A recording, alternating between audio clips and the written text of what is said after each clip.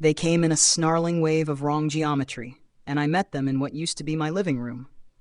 Tempest was a blue scream in my hands, 500 kilos of weather that wanted to argue with everything. The first demon lunged, and I cut, and the cut was a line of truth it couldn't survive. A head that wasn't a head went one way, a torso that had opinions went the other, and sand exploded under the force of the follow-through. Two more hit from the sides. I pivoted, edge low, and their legs learned about subtraction. I felt nothing that wasn't information. Foot placement, inertia, bone vectors. No pain, just work. Something punched the ground behind me hard enough to bully the island's bedrock.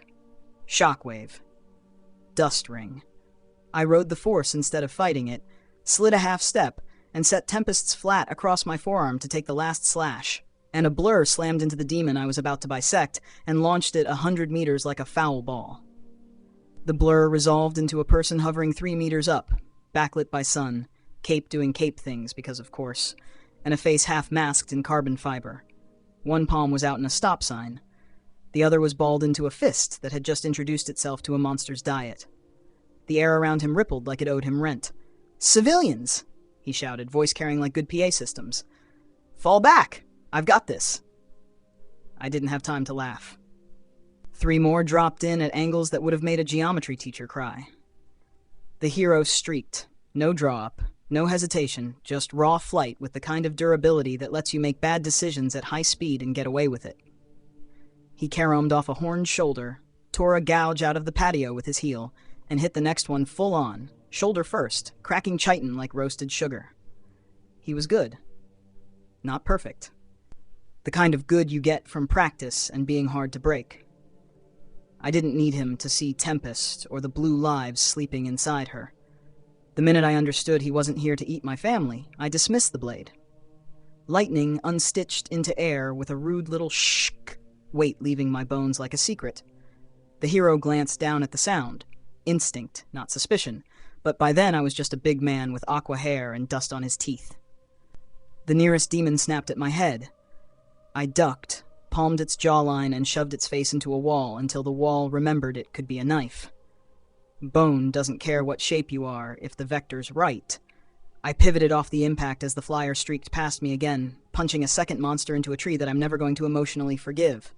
"Move," he yelled on the pass. "This isn't." "I heard you the first time," I snapped and moved, because arguing with a battering ram mid-swing is how you become paced. 2 steps, a slide, a hop over a tail like a ribbon of knives, and I'm in the partial cover of a toppled beam. He cut a circle around me at chest height, a sonic sketch that swatted 2 leapers out of the air. The shock slapped my cheeks like disapproving grandparents.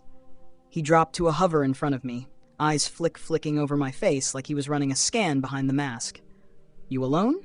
he asked. "Anyone inside?" "Was," I said, and it came out wrong, thick, a stone in my throat. "Get me clear air and I'm gone." "Copy," he said, simple as that. No condolences he didn't have time to mean. He dipped, came low, and offered a forearm like a rescue swimmer. I grabbed it. The second our skin touched, I got the option to copy. No fireworks. Just a quiet, absolute yes-no inside me. I didn't hesitate. Yes. Flight. Not raw speed so much as the grammar of it. How to lean into vectors, how to throw yourself and catch yourself again. How to turn air into a surface, if you ask correctly. Under it, the durability. Not invulnerability, not a comic book. But bones trained for impacts, tissue like braided cable, a nervous system that doesn't panic when Nine Gines slaps it in the face. In him it came with the habit of leading with shoulders and hope. In me it slotted into a machine already full of structure. He felt the tug of me grabbing on and mistook it for just weight. Fair. To him I was 200 kilos of problem with good grip. "Up," he said, and we went. The ground dropped like a bad idea. We cleared the cratered roofline and the slaughter yard that had been my patio. From above, the demons were a smear of wrong color and bad intent, spreading from my smashed house toward the trees and solar field in a loose wedge. More were dragging themselves out of the surf, water hating them as it left their skin. The hero crabbed us sideways, keeping his body between me and the worst of the claws in case someone had a ranged surprise. He was strong, but 200 kilos is 200 kilos, so he kept it conservative. 50 meters up, then out toward the dune line on the west side where the mangroves start. Sand, scrub, salt stink. Fewer places to get cornered. "My name's Gale," he said over the wind, name crackling through some throat mic. "You good?" "Define good," I said. "Drop me on the far side of that dune, then go be a meteor." He looked down at my hand on his forearm, maybe clocked how calm I was, maybe didn't. "You trained?" "Enough to get out of your way," I said. "Trust me." Something roared below that wasn't a demon. The whole offshore belched a column of black vapor that turned the horizon into a rumor. A wave stood up wrong and then decided to behave. Gale swore. "They're everywhere along the coast," he said. Breath not even elevated. "This hole's spitting like a broken goddamn printer." "Then stop being a taxi," I said. "Go break spines." He bobbed once in the air, a nod mid-hover, and set us down behind a long ridge where the sand remembers wind for a living. He went to release. I didn't let go right away. He jerked his chin, a question, cautious because strangers are either extra weight or knives. I leaned in on the grip and pitched my voice low. "Drop me and don't look back," I said. "I'll play dead and call a ride. You've got work. Thanks for the save." He held my eyes for a beat through the half mask. You can tell a lot about a person at 20 centimeters. He saw, what did he see? A big guy with weird hair who didn't flinch when the sky fell. Dust-streaked. Calm. Not panicking. Not crying. He probably decided I was a combat gym freak and filed me under non-idiot civilian. He let go. "Stay down," he said. "If you see blue vans, trust them with your life before you trust anything that crawled out of that hole." I didn't answer. I was already tucking into the dune's lee. He kicked into the air with a grunt and became a silver-black streak, back toward my house, my island, my debts. I lay there for one breath because theatrics help fools, and I am not one. Then I rolled to my feet in the shelter of the dune, out of his direct line of sight, and stood into a new equation. The copy had settled like it had always been there. I climbed a meter of air, just that, and let my body understand how to meet sky like a friend, not a fall. I didn't blaze up. I didn't show off. I just rose waist-high, drifted 2 steps over sand that couldn't quite believe what it was seeing, and landed without a footprint deeper than physics says yes to. Durability thrummed under my skin like a second chord. Tempest was gone from my hand, but not my bones. The hum was a wordless later. I checked myself. Breath steady, thermal rise minor, micro-tears idle, joints a chorus of clean yeses. No pain, all data. The demons were still shrieking on the wind. Gale was already a black dot threading havoc through their lines, ricocheting from skull to ribcage to the kind of anatomy I don't have the vocabulary for. "Good," I said to nobody. I jogged along the backside of the dunes, low and fast. 50 meters, 100, 200. A hidden run along the island's west flank. The mangroves here make a natural blind. My cameras watched them for poachers and bureaucrats long before today. I cut into a grove where the sand turns to stubborn root and salt stink. The tide gurgled. A heron gave me the side-eye like I'd ruined its day, and I apologized because I'm polite. Behind a screen of leaves, I let myself float a meter again, then 2, just to feel it under cover. Flight isn't just up. It's angles and attitude, how to pitch without flipping, how to vector thrust without getting cute. The copied ability gave me the grammar, my body supplied the discipline. I eased back down, boots kissing root. Phone. Waterproof case. Intact because I build for rude days. I thumbed it open, killed every public radio, flipped to my sideband that doesn't exist, and pinged the Farboy to wake the island's nobody's home protocol. The house was already a crater, but the island is more than the house, and the defenses don't need doors to be teeth. A shadow passed overhead, fast. I tucked instinctively, then peered through mangrove slits. Gale had a demon by the throat, flying straight up, punching through palm fronds and bad air with ugly grace. At the top of the arc, he spiked it into the ground like a cruel meteor. The impact thumped my ribs across 200 meters of island. He ate the rebound in his knees like it was a snack, shook out his hands once and took the next one on the jaw and didn't care. He was going to be okay for a few minutes. I needed those minutes. I dialed Bruce. It rang into nothing. Right. Blue steel sleep. I swallowed and punched another number. Dad's old redundancy line. Pointless, I knew, but the ritual mattered. Voicemail. I didn't leave one. They were there, intact, 0 time, and their absence was a purpose, not a hole. I breathed. counted, let rage settle into rows like crops. Safe enough, I told the greenery. Now we go. I stepped out of the mangroves and let the sky take me to knee height, then hip, then chest. Silent. Not a show, just a choice. I ghosted along the dune line back toward the ruined core, keeping low where I could, rising where the scrub was a carpet and not a ceiling. The copy worked clean. No stutter, no wobble. I could feel how far I could push without burning out the rails. I didn't push. Not yet. I stopped at the edge of a broken wall, out of Gale's line of sight. I could hear him cussing cheerfully as he used a demon's face to hit another demon's face. The rift offshore moaned like a bad instrument. The island's turbines fed me their innocent whine, oblivious to panic because they only believe in wind. I'm here, I said, low. Drop me somewhere safe, hero. You did your part. He didn't hear me. He didn't need to. He'd already done exactly what I asked, put me down out of sight, then gone to bleed on my behalf. I owed him a beer and a perimeter scan someday, not secrets he didn't ask for. Tempest whispered in my bones. Work, I said. We're going to. I stood there in the ruin of my house, out of sight, and made a decision that was not about hiding anymore. The blue vans could have their doctrine, Gale could have the sky, the demons could have their hole. I have a sword full of people I love. I have a body that doesn't blink. I have flight enough to make angles ugly and durability enough to take a mistake on the chin without dying for it. And now I have a place to stand where nobody is looking. I let myself rise just enough to clear the broken wall, sucked a breath that tasted like plaster and salt, and slipped forward into the mess, quiet as a knife. Gale roared overhead, a good man doing loud work. I did my favorite thing, the opposite. Time to make the whole regret geography.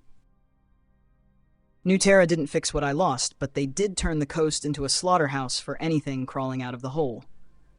By noon the day after the breach, the sky was a straight razor. VTOLs in neat formations, drone clouds thick as baitfish, barges parked in a ring like floating battlements. Railguns chattered until the horizon looked welded shut. They built a 10-kilometer kill corridor around the rift and fed it everything that tried to flee. Some flew, some swam. A handful tunneled through seawater like physics was just a rumor. The Blues cut them down with clean, doctrinaire efficiency that made my skin itch, and they pushed a cordon ashore. Checkpoints, scanners, loudspeakers, preaching harmony. My island became a tolerated buffer. Fine, tolerate away. I needed a base that wasn't a crater. The leeward cliffs hide a throat in the rock. Black water sliding into a sea cave you only see if the tide is flirting with low and the light's behaving. 50 meters in, the cavern opens into a stone dome with a dry ledge and a full lung of air. Nobody spots it from the air. The cliff face reads as sullen limestone and nothing more. This'll do, I told the dark, and the dark agreed by keeping its mouth shut. Nights became ferries. Power bricks, coils, racks, sealed bins with labels like, "Don't drop and will bite." I set twin microturbines in the surge channel at the entrance. The tide never sleeps, so now my batteries don't either. I bored a narrow shaft straight up to the scrub, ventilation and emergency exit capped by a boulder that used to be geology and is now a door. A Faraday bus went into the rock. The whole dome hums ground true. After a week, it wasn't a cave. It was shop. Plan on the wall, build an identity, and go to work. Anonymity first. Not just a balaclava and hope, something that erases the man and leaves an outline that belongs to a storm. I sketched until the pencil snapped, then chalked on quartz. Hooded, masked, nothing soft except the lines I allow. The chest diamond was exactly what I wanted. A faceted core set in the sternum that looks ornamental until it drinks lightning. The cape isn't fashion. It hides joints, ruins silhouettes, doubles as a Faraday shroud when the world goes loud. Undersuit. Multi-layer weave, aramid, graphene, and a self-healing elastomer that flows under heat and locks under abuse. Hydrophobic, salt-proof, rude-proof. It hugs like a second opinion. Plates. Ceramic titanium over lattice aluminum with carbon ribs. Shoulders beveled, thighs ribbed, abdomen hard and elegant. Chamfered edges to make claws slip. Matte charcoal, light lands and vanishes. Mask. Faceted helmet, no mouth, no mercy. Visor is transparent alumina over ballistic polycarb with a polarizing layer that turns cameras into liars. Voice comes out of a throat plate run through a scrambler, storm through a drain, nothing you can file under a face. Core. The chest diamond is a stacked capacitor block sitting in a conductive cradle. Dielectric gel that likes being bullied by voltage. It soaks, buffers, bleeds off into ground through microchannels. If something kisses me with current, the core drinks first. Cooling. Microchannels laced through the suit circulate a non-conductive coolant that laughs at salt and doesn't boil until stupid. Hips house tiny pumps. Radiators are those tasteful seam lines from clavicle to ribs you wouldn't notice unless you built them. Assist. I don't need servo legs, but ankle and hip actuators smooth the ugly corners of moving 500 kilos when Tempest is in the mood to insist.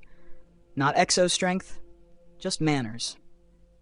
Cloak. Conductive mesh woven into layered fabric. It sheds heat signature and wraps me and the blade into a soft cage when I need to be a rumor. Weighted hem so it hangs like a verdict. Comms. Tight beam to the far buoys, hopping frequencies like a caffeinated rabbit. If you don't have my math, you hear dolphins. Anti-scan. Whole shell is a Faraday dome with spectral shunts. Newterra can ping and get wind under a coat. Integration. Gauntlet grips wear a thin ferrule of conductive ceramic. Tempest seats like a promise and leaves without arguments. I printed, cured, sintered, cut. Riveted, stitched, polished. Bled into epoxy 3 times on purpose. Watched the skin knit while the resin set. Set the diamond with a satisfying click. First donning took 20 patient minutes. Seal the underlayer, step into the legs, lock hips and ribs, shoulders, arms, hood, helmet, cloak. The weight landed like a polite handshake. In the black mirror bolted to quartz, a different animal stared back. A tall, faceted fuck you in charcoal and blue, hood shadowing a face that doesn't exist, a diamond pulsing like a patient heart.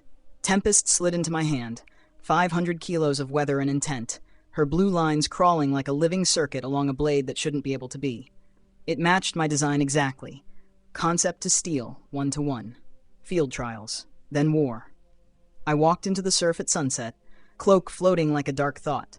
The suit shed water as if insulted.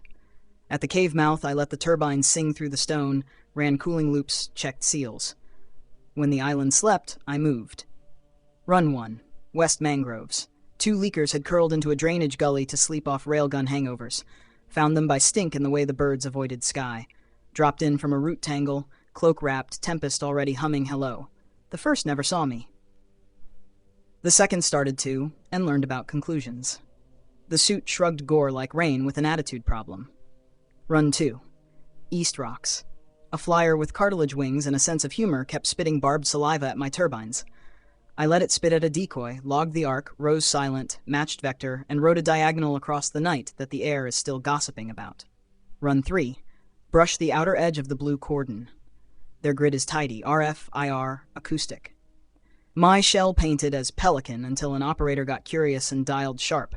I killed anything that could be traced, flowed back into dark, filed the note. Their math is good. Don't get cocky. Back in the cave, I peeled the plates, steam ghosting off seals, no bruises, no cuts, just effort humming in muscle and a good fatigue that says you did the work. I set the helmet on the rack, hung the cloak, sat with my feet in black water until my breath matched the slap of wavelets. Tempest lay across my thighs, the diamond's glow reflected in blue like a heartbeat trying to be a star. 4 people I love sleep inside the blade, consciousness preserved, time perception 0. In violet, they don't feel a second. I feel all of them. Every swing is rent. I will pay. Newterra's ring kept chewing. Their comm said they were winning. Good. Keep winning. Kill anything that crawls out. I don't need to be the only knife. I need to be the knife that shows up where the grid fails. Morning brought eggs, salt, and minor tweaks. Rubber on a plate edge. Magnet strength on a lock. Thicker gel behind the diamond to drink more lightning. I etched 2 words inside the helmet where only I can see them. Bring them. At dusk, the horizon lit again. I sealed the suit, pulled the hood, clicked the cloak, and called the storm. It came to my hand like a decision. Time to take the war personal, and keep my name out of it. Tempest felt wrong in my hands, then right in a way that made my brain shut up. I was mid-drill in the cave, 500 kilos of blue weather writing slow figure 8s, when the blade's insistence changed. The mass didn't go away. It aligned. Center of gravity slid to exactly where my mechanics wanted it. Edge tracked like a compass needle snapping to true. The weight was still a quarter of a car, but it carried itself as if every gram had been taught manners. I stopped, reset grip, closed my eyes, moved. Fuck. It was perfect. No fight, no drag. Every cut felt pre-negotiated. Inertia agreed before I asked. I rolled my wrist and the blade rolled with me like a shoulder you trust in a crowded room. Even the half-beats between motions clicked. Set, load, deliver, recover, clean as a metronome. Okay, I said to the nowhere that lives in steel. You're showing off. Another click in my head, different, colder. A leash without the leather. I loosened my fingers and let the sword slide free a centimeter. It didn't fall. I opened my hand. Tempest hung where I left her, humming in that patient, smug way, 500 kilos ignoring gravity because it felt like agreeing with me. I willed left. She glided left, dead level, as if my palm were still there. Up, down, roll to flat, roll to edge. The blade obeyed like a thought. Not yanking around like bad telekinesis in a cartoon. No wasted motion, no jitter. Just control. I extended my arm and walked away, turning my back to test my nerves. Tempest floated behind me at shoulder height, tracking like a dog that knows heel without a leash. 500 kilos of lightning pretending to be a thought. New toy, I muttered. New rules. The cave was too small for this. I needed space and disposable mass. I went to the ocean. Twilight. Low tide, chewing rock with polite teeth. I walked the shelf until the cave's mouth breathed behind me and black water stretched ahead. Pebbles spit under my boots. Gulls' wheels screamed their gossip and decided I wasn't interesting. Tempest floated at my right shoulder, bright enough to turn the surf navy. I held her with will alone and bent to pick up the first victim. A smooth basalt cobble, maybe 3 kilos, cold as a lie. The weight merge trick requires holding both. Fine. I had one hand and a blade on a leash. Your weight, her mass, I said to the stone like a psycho, because respect matters. I chose. Lightning stitched from my left palm to the cobble thin surgical, and the stone ceased. Tempest didn't thud heavier. She settled. Ledger updated, no drama. 3 kilos isn't shit. I started scooping. Rocks, broken shell, rusted rebar someone forgot they loved. A corroded anchor the sea had been flirting with for a decade. I dug it out of the sand with my fingers and a whisper afloat, grunted it chest high, felt my biceps curl for nostalgia's sake, and fed it to the blue.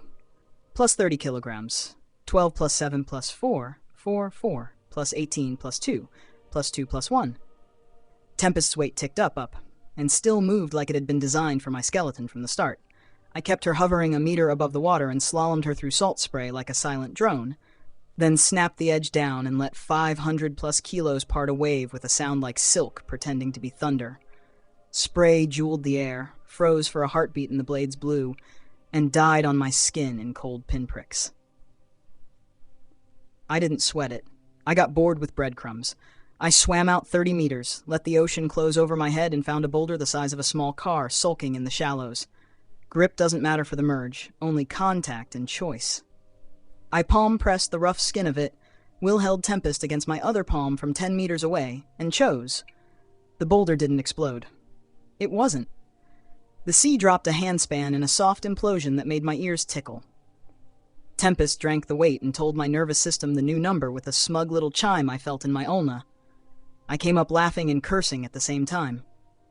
"You greedy bitch," I told the sword affectionately, and set about feeding her everything the shoreline had in surplus. Old mooring stones, a junked outboard rusting in a tide pool, a chain that had worn itself into an unhappy necklace around 2 posts, snap, unwind, choose, gone. I walked the rocks like a pilgrim on a rude Stations of the Cross, palm to relic, will to tempest, lightning stitches, ledger up. The telecontrol held. No fatigue from the leash, just attention. If I looked away too long, she drifted a centimeter like a balloon that resents boundaries. When I checked her again, she snapped to heel. The weight, meanwhile, obeyed different laws. The more I added, the smoother she felt, like the blade was always an epsilon ahead of my intent, smoothing my ugliness, erasing the noise. Hours bled. The moon climbed like a slow coin. My hands went numb from cold and healed on command. I kept piling mass because the ocean kept offering, and boredom is a hell of a drug when you don't have pain to warn you that you're being stupid. At some point, I realized I was operating like an assembly line. Touch, choose, vanish, count. The counting got dumb. Plus 40, plus 60, plus 22, plus 100. Anchors are generous. 9 plus 3 plus 3 plus 2. I tested between merges. Sent Tempest 30 meters out and brought her back with a thought. Pitched her up to the faint line of stars and had her hover there, a false constellation.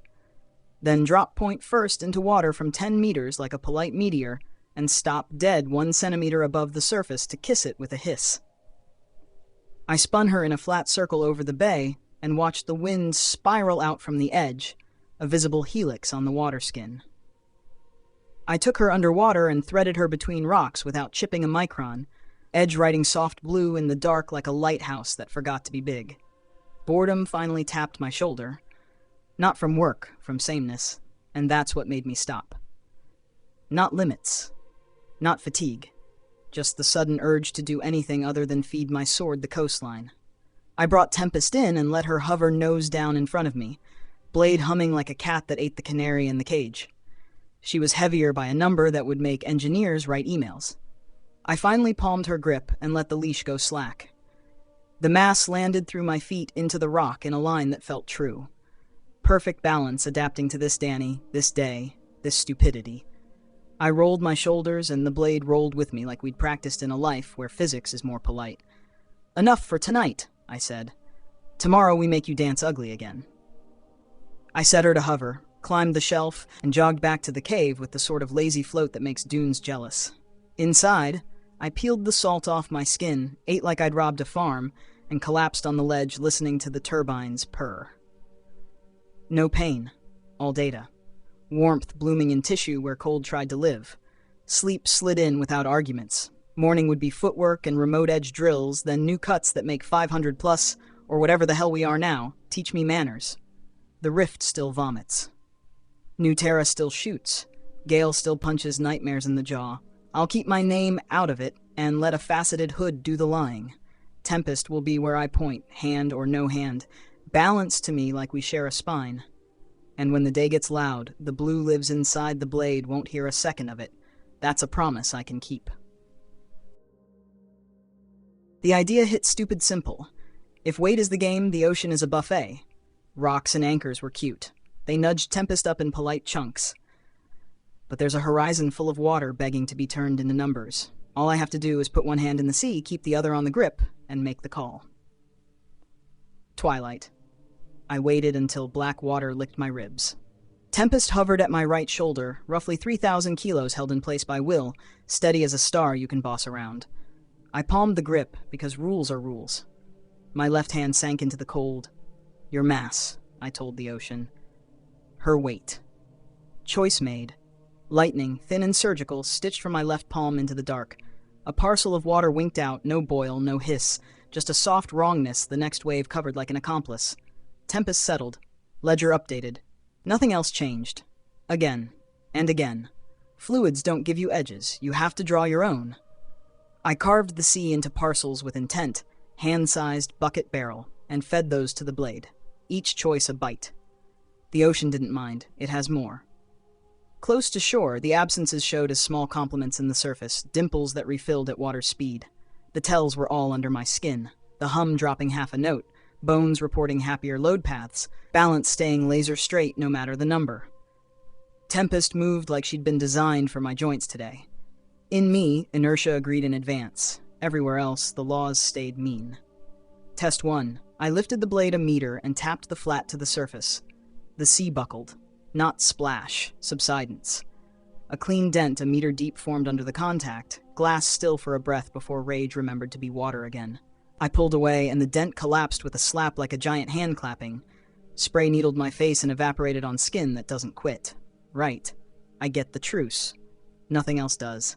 I kept pouring mass. Hand in water. Decision. Vanish. Settle. Repeat. Numbers ran past heavy, through obscene, into the kind of absurd that makes engineers write emails in all caps. Breadcrumbs got boring fast. So I swam out to the old breakwater rubble, storm blocks and rebar sulking in the shallows. Left palm on concrete the size of a truck, right on the grip 10 meters away, and choose. Water around it lurched inward as the mass left this world. Tempest's weight pulled through my bones like a new planet had RSVP'd yes. I laughed into salt and coughed and laughed again. Greedy, I told her. Fine. Between feeds I ran drills, sent the blade 20 meters over the bay to hover at throat height, perfectly still. snapped the tip down, and stopped a centimeter above the skin. The surface caved like a lung punched empty, then slapped shut when I lifted. I skimmed the edge over a sleeping sandbar and tapped. The contact compressed a perfect circle into the bar, fusing the grains into a dull glass coin. Pocketed it. Trophies are human. Inland check. I lowered the tip toward a boulder on the dune line and stopped a meter short. Even at that distance, the rock groaned. Geology trying to remember prayers. I lifted, guilty. Back over water. Don't get cute. Hours slid. The moon climbed. The turbines in the cave sang like content cats. My left arm went numb from cold and healed when I said so. The hum sank toward a frequency that made my teeth buzz. I kept cutting the sea into pieces and making them hers. Plus 40, 60, plus 22, 100. Anchors are generous. 9, plus 3, plus 2. Then I went bigger. Shoreline eddies, a swath of surge around a rock tooth, the slick belly of a wave. Every time, the blade became more without changing shape or balance. In my hands, or on my leash, she carried herself like she'd always weighed this much. For anything else she touched, the full number landed like a verdict. Test 2. Slow diagonal cut from high guard to low, then a rest on a dime. In my frame, clean. In the world's frame, air piled ahead of the edge and peeled with a hiss you feel in your chest. The wake slapped the sea into a sullen V. A sheet of spray kept going alone for 20 meters, offended at math. Test 3. Plant the tip barely in a stripe of wet sand near the tide line.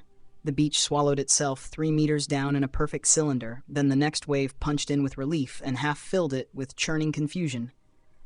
I lifted and the hole tried to follow. Anything the blade touches gets the whole number. That's the law. Stone talks to a train. Steel remembers freight. Water learns about craters. Only I get the treaty. Only I get perfect balance that makes monstrous numbers feel domestic. I kept going until repetition annoyed me more than cold. The ledger was somewhere past sane. The sword hung in front of me like a blue sentence, and I gave in to one more stupid test. Park her point a hair above the water and make her draw a slow circle. The surface inside the ring sank into a neat basin and stayed there like it wanted to be a bowl.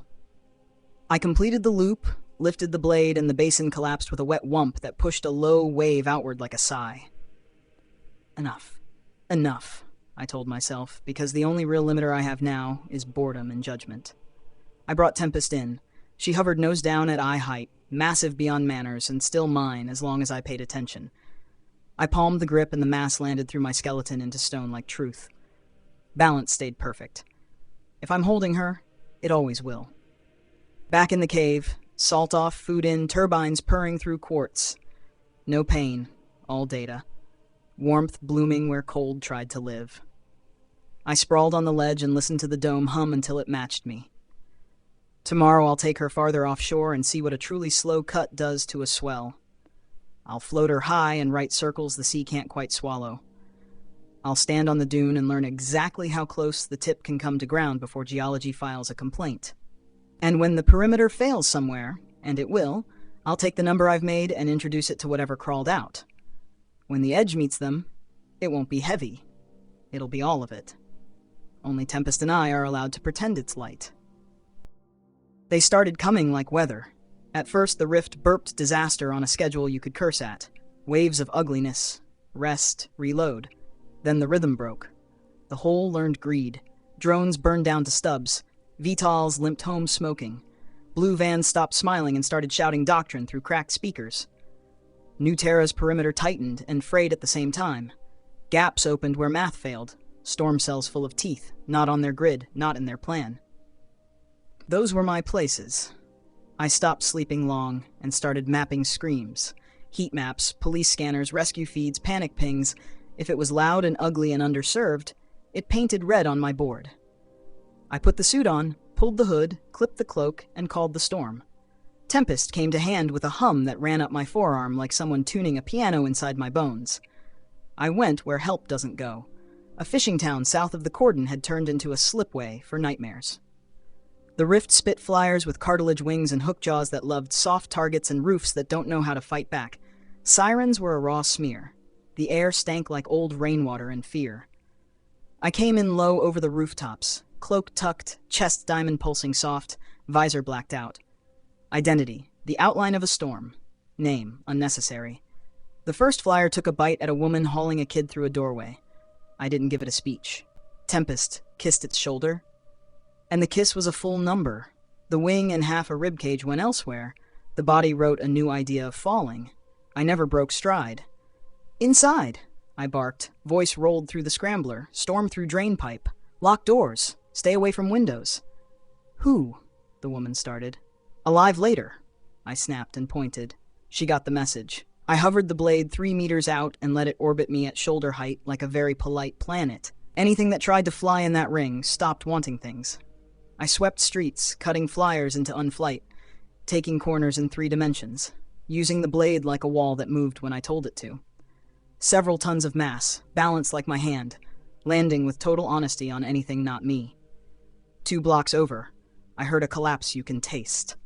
I punched up and over, and found a tenement folding around a staircase full of kids. A demon the size of a horse with a throat full of pincers was busy eating the staircase and the idea of safety with it. I dropped into its mouth. Tempest went point first, hovered an inch above the tongue, and the entire head sank, like a sinkhole cut into anatomy. The jaw locked open in a circle it didn't understand. I dragged the blade forward, and the thing split not in gore but in failure, halves peeling off the blade's wake without argument. The stairs creaked a death note and then stopped because I decided they had a reprieve. Move, I told the kids. Masks on faces, eyes like mirrors. They moved. A boy stared at the sword hovering on nothing. Are you a... No, I said. I'm busy. By midnight, the town had a perimeter again. Furniture barricades, blue vans, sheepish and grateful, Gale's squad punching holes in flyers until the sky got queasy. I didn't stay for thanks. The map was painting fresh red. Next, an interchange north where New Terra had a checkpoint, and the demons had a hobby. The ramp was a horseshoe of dead metal, cars fused by heat and violence, horns crying weakly. A crawler with too many knees had rolled up through a drainage tunnel, popped out under an armored bus, and decided to make a point about load-bearing. I came in fast and low, threw the cloak around 3 cowering civilians, and let the mesh drink sparks from a spit blast. The crawler reared, pincers clicking in a language I don't need to speak. I flew Tempest under its belly like a surgeon's hand, stopped, and lifted 1 centimeter. The whole thing settled, carapace groaning as weight remembered its vows. I walked the blade forward a palm's width. The crawler tried to leave itself behind and failed. A trooper in blue stumbled out of the smoke, faceplate cracked, rifle missing. He looked at me like a prayer he didn't write. You with us? I'm with Alive, I said. Get your people behind the trucks, he swallowed and nodded. A shape loomed, taller, wronger, new. The rift had opinions about escalation. This one had a spine like a cathedral frame and hands like excavators. It stepped into the lane and gravity argued with the asphalt. Its voice was a landslide trying to learn vowels. Back, I told the trooper and rose, just enough to meet it eye to whatever that was. It swung. I didn't parry. I put Tempest between the hand and the motion and let the hand hit the number. The blow redirected into stop, like a drunk walking into a wall he didn't know existed. Car-sized fingers shuddered. Bones I don't have names for asked for a supervisor. It bellowed. I skimmed the edge along the limb, a shallow line, then stopped. The limb keeled, as if a trench had opened inside it. The creature tried to step away from itself and failed in stages. What the hell are you? The trooper breathed. Bad news for bad ideas, I said. Evac left. Now. They went. I could have kept carving until the thing was a rumor, but more screams painted the board. This wasn't about trophies. It was about routing. I took the big bastard's knee the way you take out scaffolding and left it arguing with geometry. The trooper saluted something, and I was already gone. By dawn, the hole had spat new categories and New Terra had new funerals. Gale limped into the sky and kept punching because that's who he is. My cave felt smaller and more like home at the same time. I stripped the suit, rinsed demon dust and human filth into a filter that hates me and keeps working anyway, and lay down long enough to let the turbines sing my heart rate down. 4 sleeping lives and the sword didn't stir. They won't. That is mercy, and the point. Next night, I went looking for a failure nobody else wanted. Old hospital on the far edge of the cordon, generators dying, hallways clogged, patients nobody would move because they had nowhere to go. The rift had belched crawlers that loved ducks. New Terra had 2 squads triaging and a third rearranging barricades into art. I went in through a window that used to be glass and found a vent cap quietly writhing. I set Tempest on it like a paperweight, and the writhing stopped. I pulled the vent. Inside, a chain of grays, jointed like malice, inching toward the ICU like a rumor. I walked the blade 1 centimeter forward. The chain went slack forever. I moved room to room, letting the sword hover like a threat, cutting only when physics needed a judge. A doctor grabbed my arm with a shaking hand. "Who are you?" I said. "Point me at the worst." She did. We fixed the worst. I don't mean we cured anything. I mean the crawlers stopped arriving. The oxygen tanks stopped becoming ideas for shrapnel. The gurney barricade became a real door because the thing trying to test it had a conversation with mass and learned humility. Dawn again. Quiet that wasn't peace. The kind people cry into when their hands stop moving. I left by the same window, a rumor in a hood, facets for a face, diamond heart beating quiet blue. I kept going. Warehouse district by the water, where the demons learn to burrow through crushed coral and come up under concrete. A school bus on a coastal road that turned into a trap when flyers realized glass is just an opinion. A farm cut in half by a new canal of wrong water crawling with teeth like piano keys. I became a pattern, arrive from a bad angle, blade on a leash, cloak swallowing fire, do the ugly math on the worst threat, shove civilians toward exits, vanish. No speeches, no names, only the storm and the number and the promise, alive later. The blade never once fought me. It fought everything else. When the edge met brick, the brick remembered load and failed. When it met steel, the steel quivered and then gave up. When it met flesh that deserved a trial, the verdict was no. That balance, the perfect weighting you'd call magic if you're lazy, never wavered in my hands. Anywhere else, all of Tempest applied, every kilogram a sermon. I kept my touches careful. Graze a door, and the door inherits a planet. Kiss a road, and it remembers how to be a crater. I learned the exact distance a tip can hover before the ground starts writing a complaint letter, and I treated that line like religion. Somewhere past midnight on the 3rd day, I made a mistake on purpose. I let a crawler hit me. It wasn't about bravado. I needed a benchmark. The thing slammed me in the sternum with the kind of speed that had turned troopers into stains. The suit's chest diamond drank the charge. The plates bowed a righteous hair. Durability and adaptation sang a chord my ribs can now hum by themselves. I staggered 2 steps because momentum is honest. No pain. Full report. Then I stuck the blade to its forehead and let it talk to the weight. It stopped trying to be a problem. My map kept painting red. The ring kept chewing and failing and chewing again. Gale left me a contrail and a broken laugh overhead, and I threw him a salute he didn't see. We're both doing what we're for. Back in the cave, I hung the cloak and stood with my forehead on the helmet rack until the world narrowed to the sound of turbines, my breath, the hum of blue. I whispered into the blade, not because it hears like you do, but because I like saying it out loud. I'm buying you back, I told the lives inside. I don't care how big I have to get. I don't care how long this hole spits. I'll become a grid they can't model, and a storm they can't name. Every swing is rent, every rescue is interest, I'll pay. The sea said nothing. The cave kept my secrets. Tempest hovered in front of me a centimeter off its rack, heavy enough to bully a continent, light as a promise in my reach. Tomorrow I'll go where the scanners show blanks and the screams are old, where doctrine doesn't fit and vans don't roll, where help doesn't go. That's my place. I took the suit, the hood, the cloak, and the storm, and I went to the mouth of the problem. The rift looked calmer up close, which is how you know it's the worst thing in the room. From the shoreline, it was a vast, black coin drilled into the sea. At the edge, it was a lens in the water that refused to reflect the sky, a perfect round of not here swallowing everything that touched it.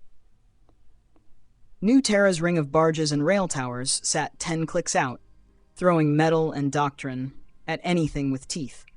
Their stuff didn't matter to me. I wanted the clock. I parked on a maintenance spar that shouldn't have existed and made it mine anyway. Cloak wrapped, Tempest hovering point down at thigh height in the spray, chest diamond dim.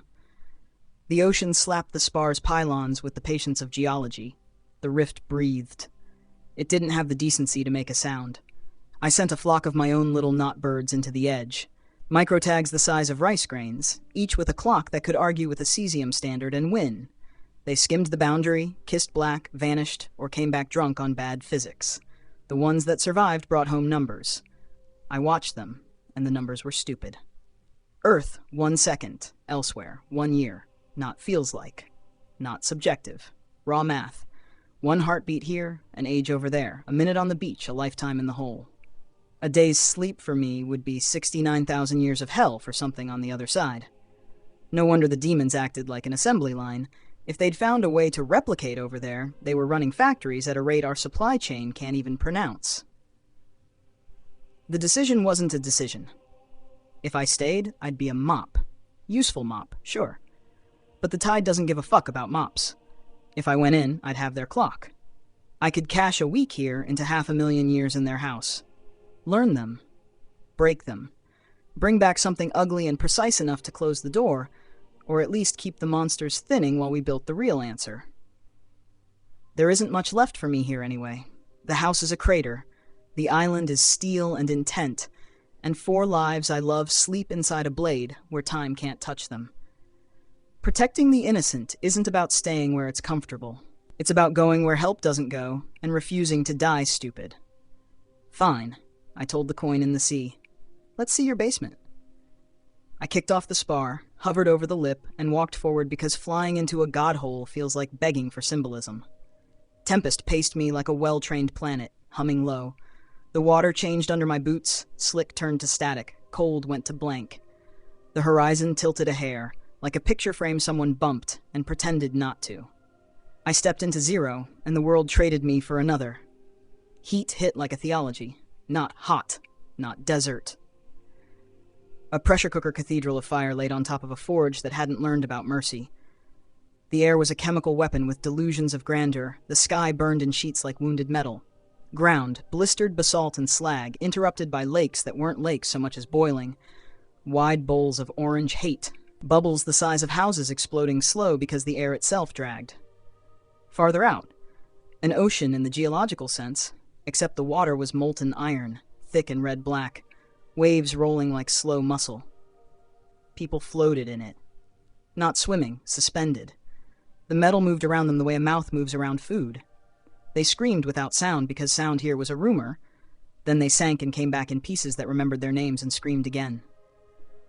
To the west, a forest burned. Not the kind that expects rain. Trees of black iron, bark like scale mail, leaves of thin charcoal constantly on fire.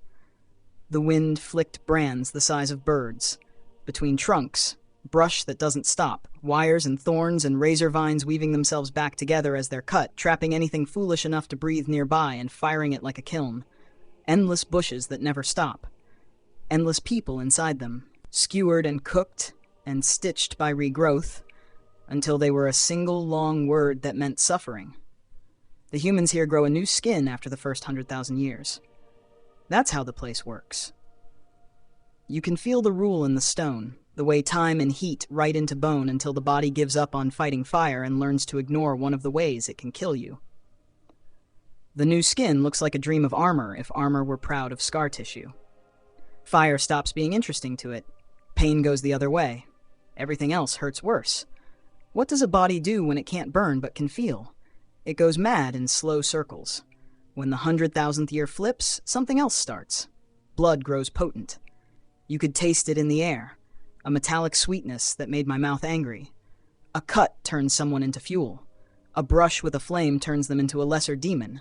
Still mostly human shape, just simplified to hunger and cruelty, with a mouth where curiosity used to be. Those were everywhere. The real demons. Originals, architects, the 1,000 times stronger bastards, used the lesser ones like cattle. Ate them, bred them, chained the new creatures to walls of black basalt where insects the size of dogs and worms with too many smiles fed in layers so the blood spilled into troughs, and became more lesser demons like a factory with a hymn. I stood on a ridge, cloak snapping in a wind that was mostly punishment, and let the place introduce itself. Tempest hovered, humming. Tip writing tiny circles in the ash. My cooling channels spat profanity and kept up. The chest diamond sipped ambient voltage like a thirsty aristocrat. My eyes watered and then decided they were done with that useless habit. Welcome to hell without poetry. The first wave found me on the scent of living nerve, lesser demons, dozens, then hundreds. They moved like cousins who learned how to sprint in a crowd. It would have been funny if the jokes weren't wearing faces. I didn't shout. I didn't declare. I walked down the slope and put the number to work. Tempest's edge is honest. When it met their bones, bones lost. When it met their hunger, hunger fell apart into pieces that didn't agree on what they wanted. I ran the blade on a leash, orbiting me at shoulder height like a moon you don't argue with, stepping and cutting in lazy figure eights. The ground under each pass depressed a finger width because mass is rude. The lesser things were made of new pain and bad decisions. They split like they were grateful to be told a different story. They still came. They will always come. The factory makes them faster than a human mouth can say stop.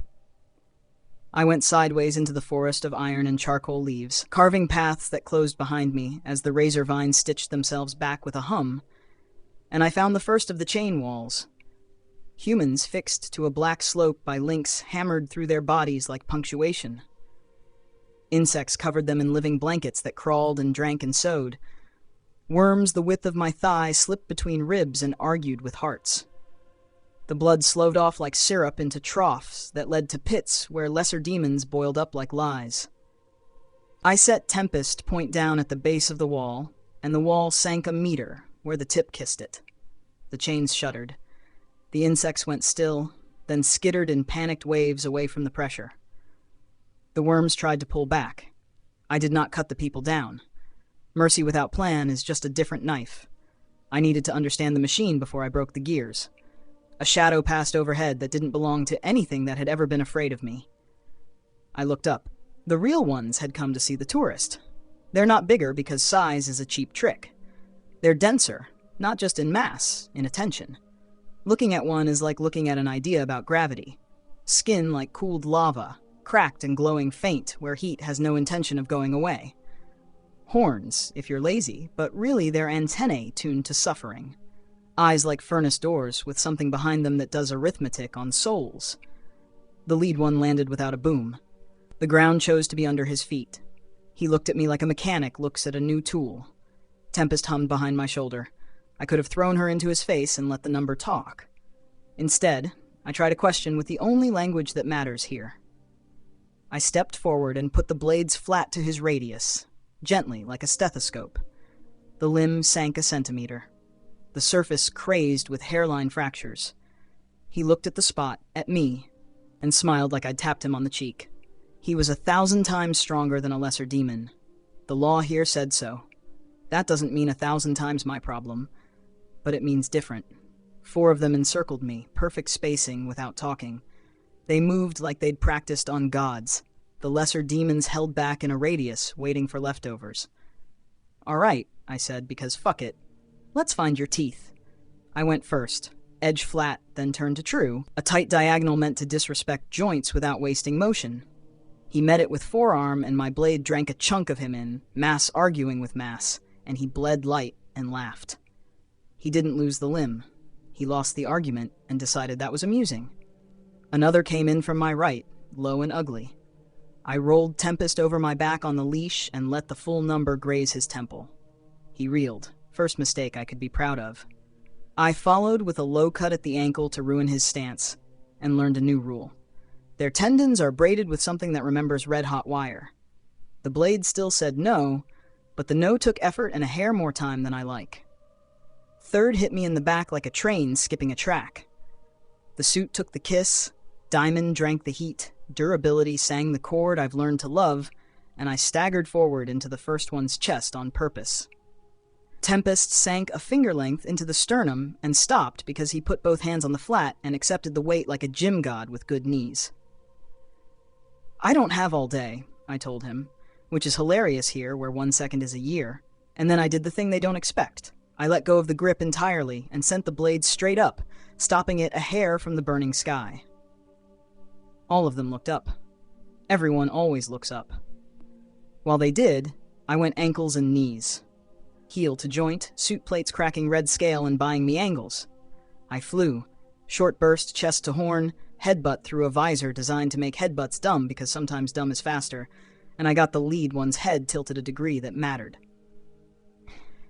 Tempest came down like a falling star, and I stopped her a centimeter above his fontanelle. The dent that formed in the very idea of his skull made the ground sigh. He caught the blade on both palms and held it. Not for long. For a beat. For the beat, I needed to realize I had to move. I moved. He moved faster.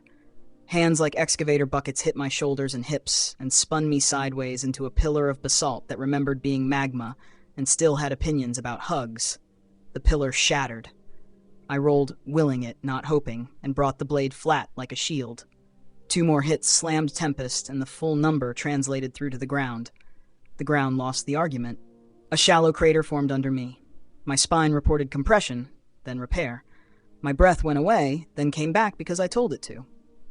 Rude, I said, and then things got actually bad. They coordinated. Not wild pack. Unit. 1 fainted high with a heat wash that turned the air syrup, another scissored low at my ankles, a 3rd shouldered in to pin the blade's movement arc. The 4th came from behind, claws wide to make a basket, and slammed me into the earth as if the earth were a tool. I met the feint with the cloak, mesh drinking the heat. I hopped the scissor and paid for it. Shoulder check arrived with perfect timing and turned my hop into a graceless sky roll. I yanked Tempest through a tight orbit to clear my back, and the 4th still managed to touch the pommel with his claws. Even that contact sent a shudder through him. He felt the full number in that brush, and his arm dipped a hair. He didn't let go. They didn't want to break the blade. They wanted to own me. Not today, I said, and for the first time here I reached for unpolite force.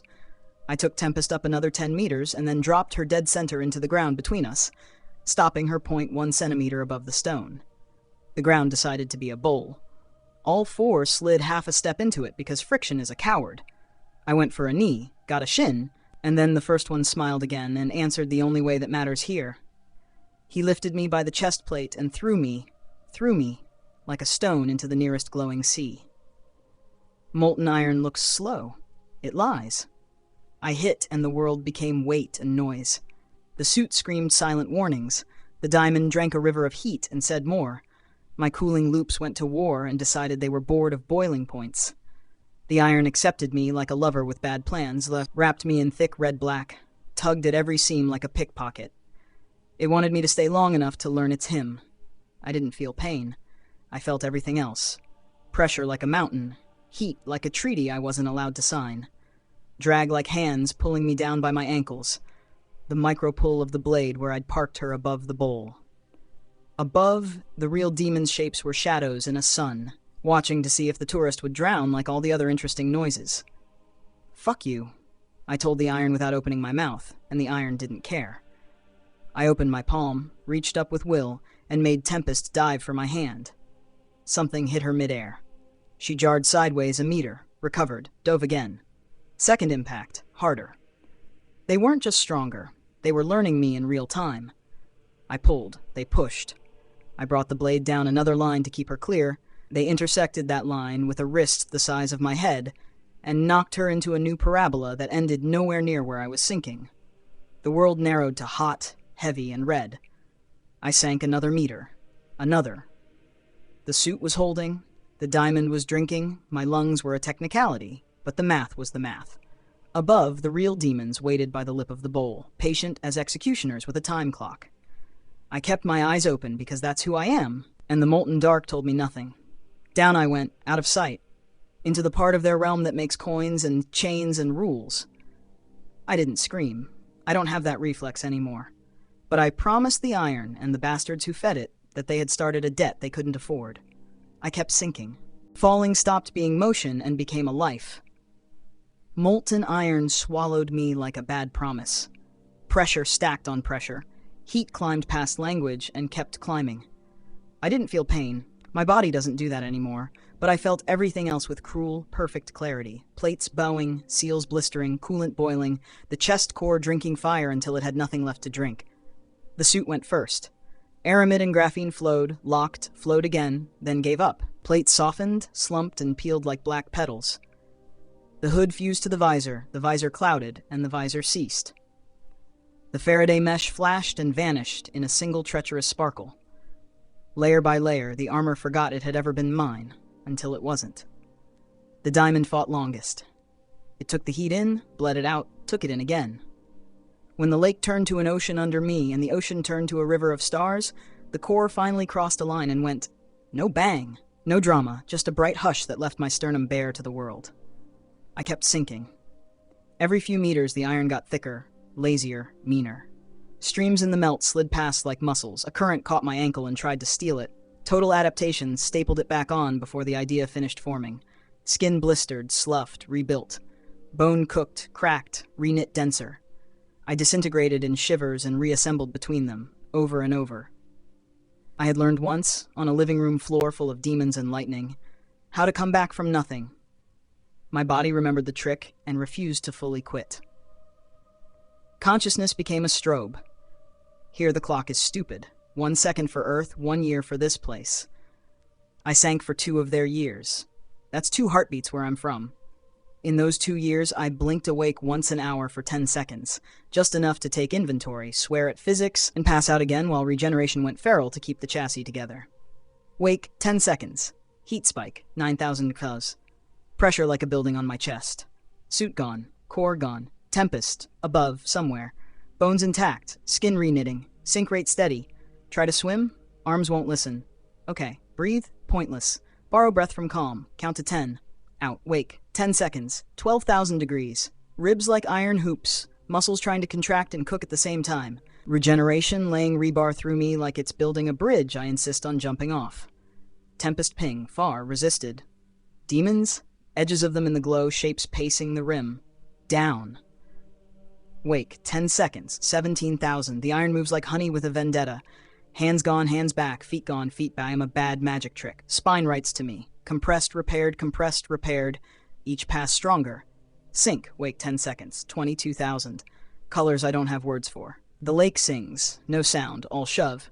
I laugh into the melt because no one can hear, and it doesn't cost oxygen I don't have. Out. Wake, 10 seconds, 26,000. The iron tastes sweet with other people. Don't think about that. Think about angles, pressure gradients, Tempest's voice somewhere in the roof of the world, thin and stubborn. Out. Wake, 10 seconds, 30,000. Armor, gone. Diamond, gone. Me pieces, then person, then pieces. Still here. Still sinking. Regeneration is a storm without manners, tearing down scaffolding and throwing up new walls between blinks. Out. And on and on. 2 years of that clock, 17,520 hours. 17,520 little returns to the surface of myself, 10 seconds at a time, just enough for a grin, a curse, a systems check, a promise. 48 hours of consciousness carved out of hell's calendar. The rest, black heat, weight, and a body taking notes while it refused to die. At around 32,000 degrees Celsius, things changed. I didn't. The melt did. It stopped feeling like metal and started feeling like light that forgot to be polite. Pressure turned from blunt to intimate, pushing on the idea of me instead of the edges. Regeneration kept pace, 1,000 hands rebuilding the same house while the neighborhood burned. My heart became a metronome for construction crews. My lungs were paperwork. My blood was weld. Then the strangest adaptation of all arrived. I got good at being gone. Not dead. Detached. Somewhere between one blink and the next, the 10-second window stretched sideways instead of forward. I did not wake up in my body. I woke up near it. Consciousness slipped its seatbelt and stepped out. Astral projection is too pretty a phrase. This was a desync. My awareness slid one notch off the meat and snapped into a place where I could see everything around me. My body, the iron, the slow comet tails of bubbles shearing past, without asking muscles to play along. Full sensor feed, 0 motor rights. I drifted above myself like a diver who forgot the rope. I watched my body tumble and stabilize and tumble again, regeneration stitching as fast as the melt could cut. I checked the limbs of sensation and found them crisp. Temperature, obscene. Pressure, intimate. Vectors, down, always. I tested control. Nothing. No fingers, no eyes to close, no lungs to teach to love the burn. But one string pulled tight when everything else went slack. Tempest. Even down here, even sunk under red-black miles, I could feel the sword's presence like a thunderhead offshore. The demons had dragged her away from the shore, of course. I got flashes when I blinked into awareness during the descent. Lumbering silhouettes carrying her across slag plateaus, jabbing the point into basalt to see if it would flinch, raking the edge along chain walls for the sound, laughing when everything else broke and the blade didn't care.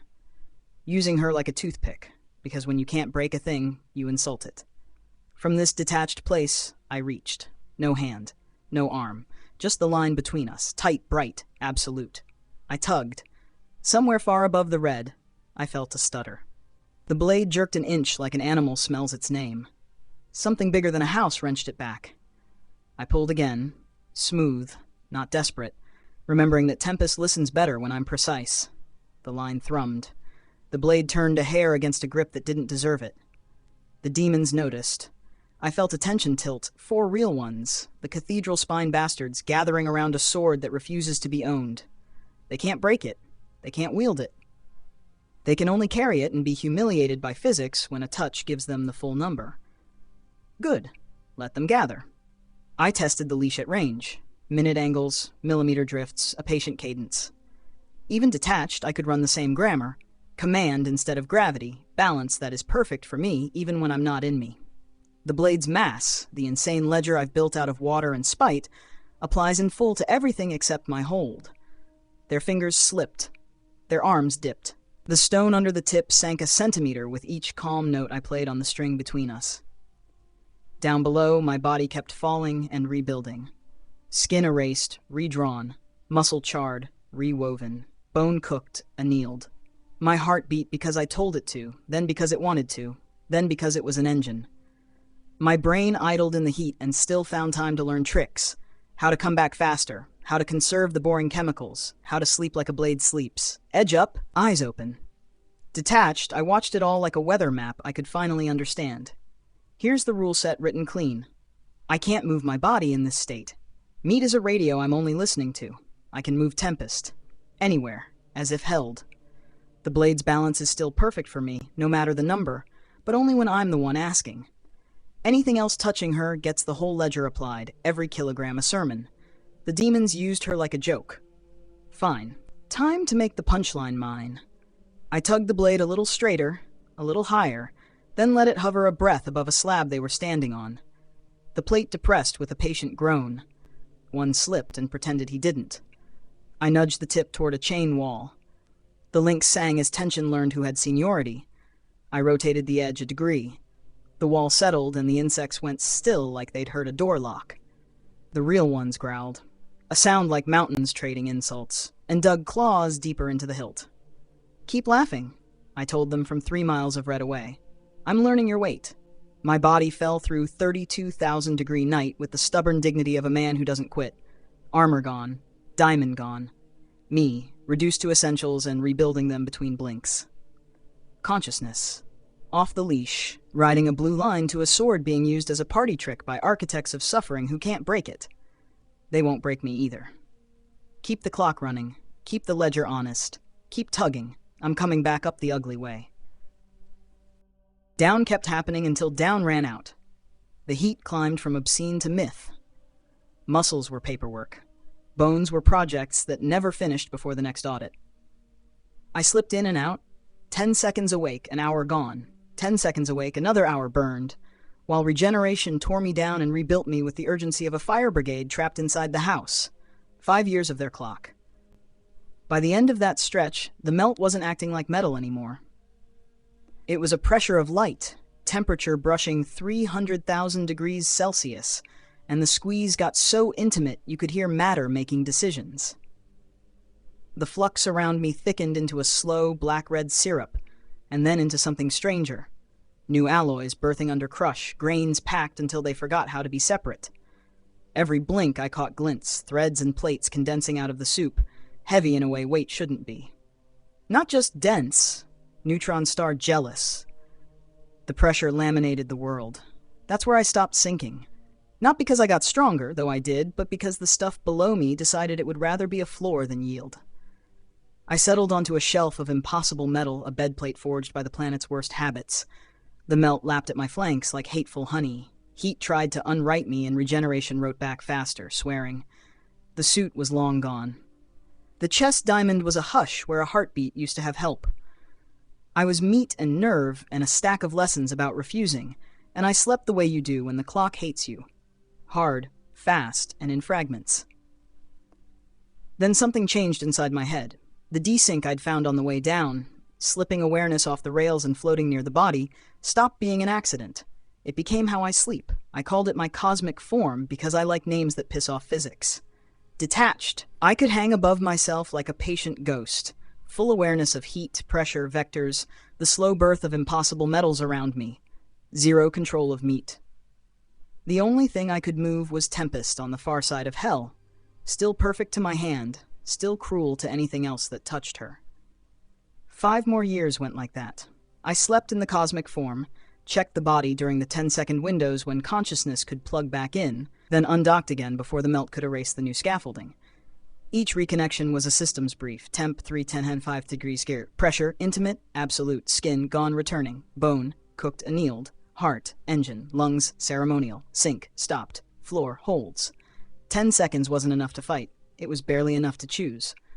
So I used it. Every time the window cracked open, once every 24 hours of their clock, I summoned Tempest to my hand like a lifeline thrown from another universe.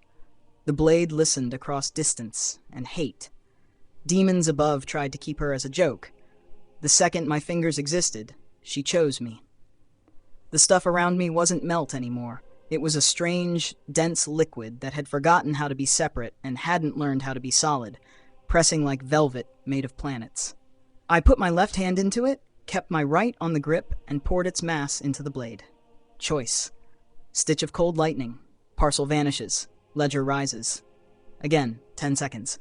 As much as I could drain without letting the body lose the rhythm and black out before the merge completed. Then the window slammed and I was out again, floating in cosmic quiet, watching the body hold on while Tempest became more without ever changing her balance for me. Every day, wake, choose, feed, gone. Wake, choose, feed, gone. Up above, through the line that ties us, I felt the real demons make sport. They couldn't break her, so they carried her like a trophy and pretended the strain in their elbows wasn't wringing their bones. When my hand closed again once a day, they snarled and lost a centimeter of dignity they wouldn't admit. I didn't waste rage on it. Rage doesn't move numbers. Choices do. 5 more years of that drumbeat, and my body got bored of being fragile. Adaptation doesn't ask permission. It iterates. Skin stopped arguing and started cooperating. Muscles started defaulting to done. Bone went from cooked to tempered.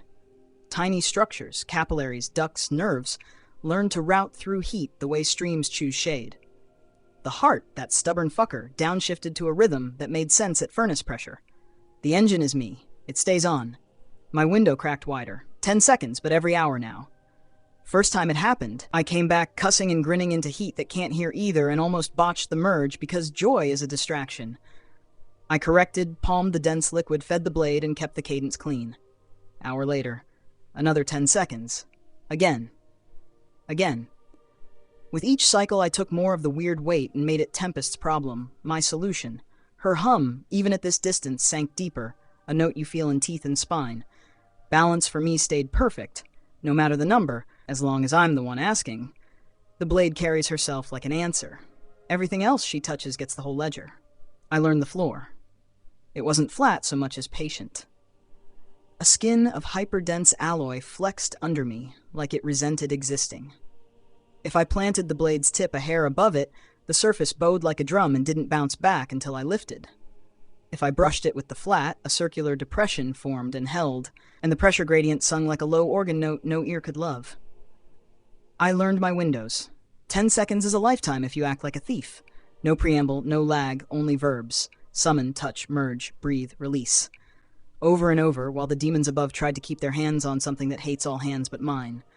15 years of their time since the throw. Me, same day by any sane calendar, older by a stack of choices. Armor, gone. Diamond, gone. Body, stripped to stubborn and rebuilt into tool. Mind, 2 places at once, and greedy for a third. And the ledger? I can't see the number from here. I can feel it. It's heavy enough that the floor under me doesn't like when I pull the blade close, and the line between us makes a sound older than metal. Good. An hour from now, I'll wake for 10 seconds, palm the strange liquid, and pour another piece of hell into something that obeys me and kills whatever deserves it. An hour after that, I'll do it again. I'll keep doing it until the blade's mass teaches the elevator of this place to go up when I say so, or until the ground above me realizes who it's been laughing at. I'm not done falling. I've just decided where I stop.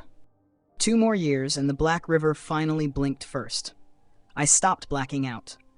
No 10-second ration windows. Awake, steady, bored of the heat. That gave me what I needed. Time to turn a trick into a law. I called the storm with a thought. Tempest came to my hand like gravity had manners. I buried my left arm in the dense black-red liquid and kept my right on the grip. I made one choice and refused to unmake it. The transfer never stopped. At first, it felt like it always had. A clean bite. 1 parcel at a time. Days later, something slid into place.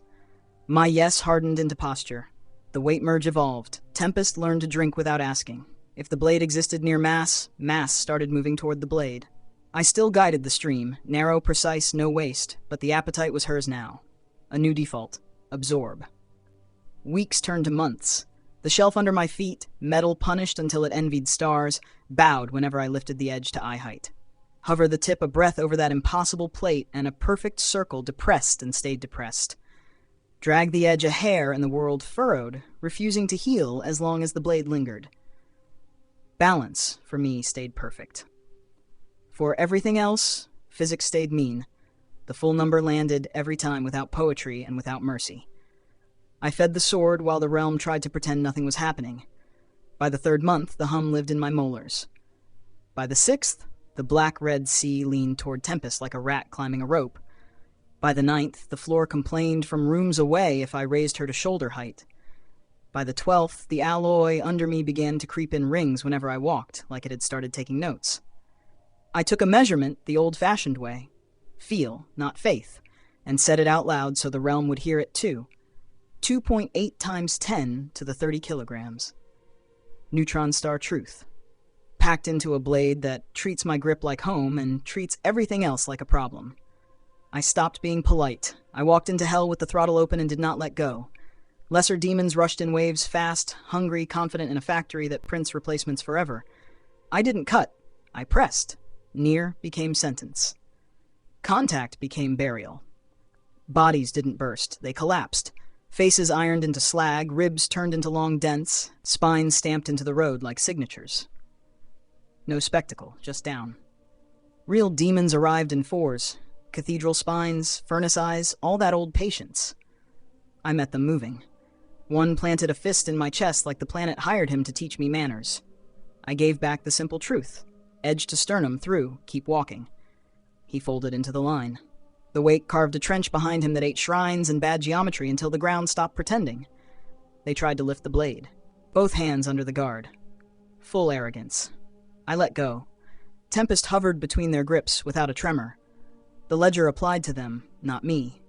Elbows dipped. The floor sank into a patient bowl. I tilted the tip toward a blood trough, and the river arched away like a tongue fleeing steel. They held on 1 heartbeat longer than dignity allows. Then gravity won its argument. Factories next. Ironwood trunks that had burned since spite was invented, compacted under the flat and sank. Razor bush that knits itself shut, slumped under a breath of near. I set the tip an inch from a master pin on a chain wall. The whole assembly seized. Insects froze. Anchors crept inward with a noise like old houses confessing. I kissed the pin and the wall dropped a meter. Chains hanging slack like they finally remembered gravity is a friend. I didn't pull anyone down I couldn't guard yet. Mercy here isn't yanking a body out of a gear and walking away. Mercy is killing the gear and anyone proud of owning it.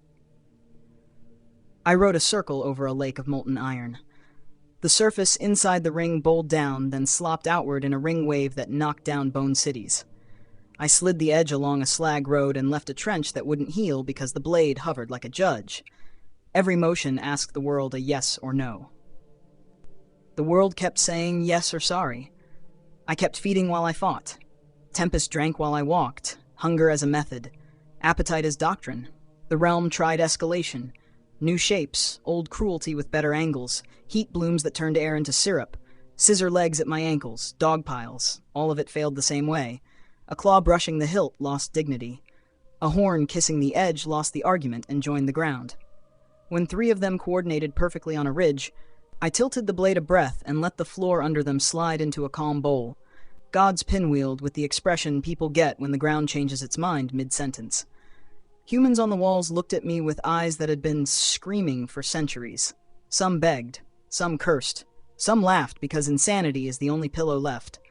I answered the only way that wasn't a lie. I made space. I shut valves, I seized axles, I ruined pulleys, I killed anything wearing keys. I turned their machine into dead shapes and let the loop choke on its own logistics. Months became a map that didn't make sense anymore. I carved boulevards through brush and bone. I turned towers into ramps and fed them to the blade. I rode a long, lazy arc at the horizon and watched a canyon bloom under steel that barely moved. I traced a figure 8 over the black-red ocean, and inside each loop the surface dropped and stayed dropped until I lifted, 2 bowls where lakes used to have opinions. The real demons watched from farther and farther ridges and pretended they were planning instead of remembering what fear feels like. Good. Wear it. I took a bigger bite.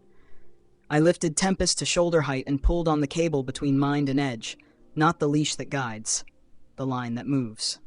The sea tried to climb the blade. The floor leaned in my favor. The path I wanted hardened under attention. I went in circles on purpose, cutting the alloy floor into a descending spiral. Each pass sank the coil and trained the ground to obey. Landings formed where I wanted rests. Cavities opened where I wanted lungs. Rivers of blood rerouted into no. The elevator wasn't a machine. It was me telling a country which way up is. They finally rushed like a choir. I stopped drawing corridors and started killing. Horn met edge. Horn went inside chest. Chest went inside ground. A forearm flattened across a trench lip and became part of the trench. A face pressed into slag until the slag took a mold and decided it never wanted to be a face again. A spine met the flat and went accordion, no flourish. All sentence. When the ridge ran out of heroes, I pointed Tempest at the highest vein of living stone and eased her forward until the entire escarpment started sliding, architecture turning to obedient mud and going away. The realm's sound changed. Less machine. More wind.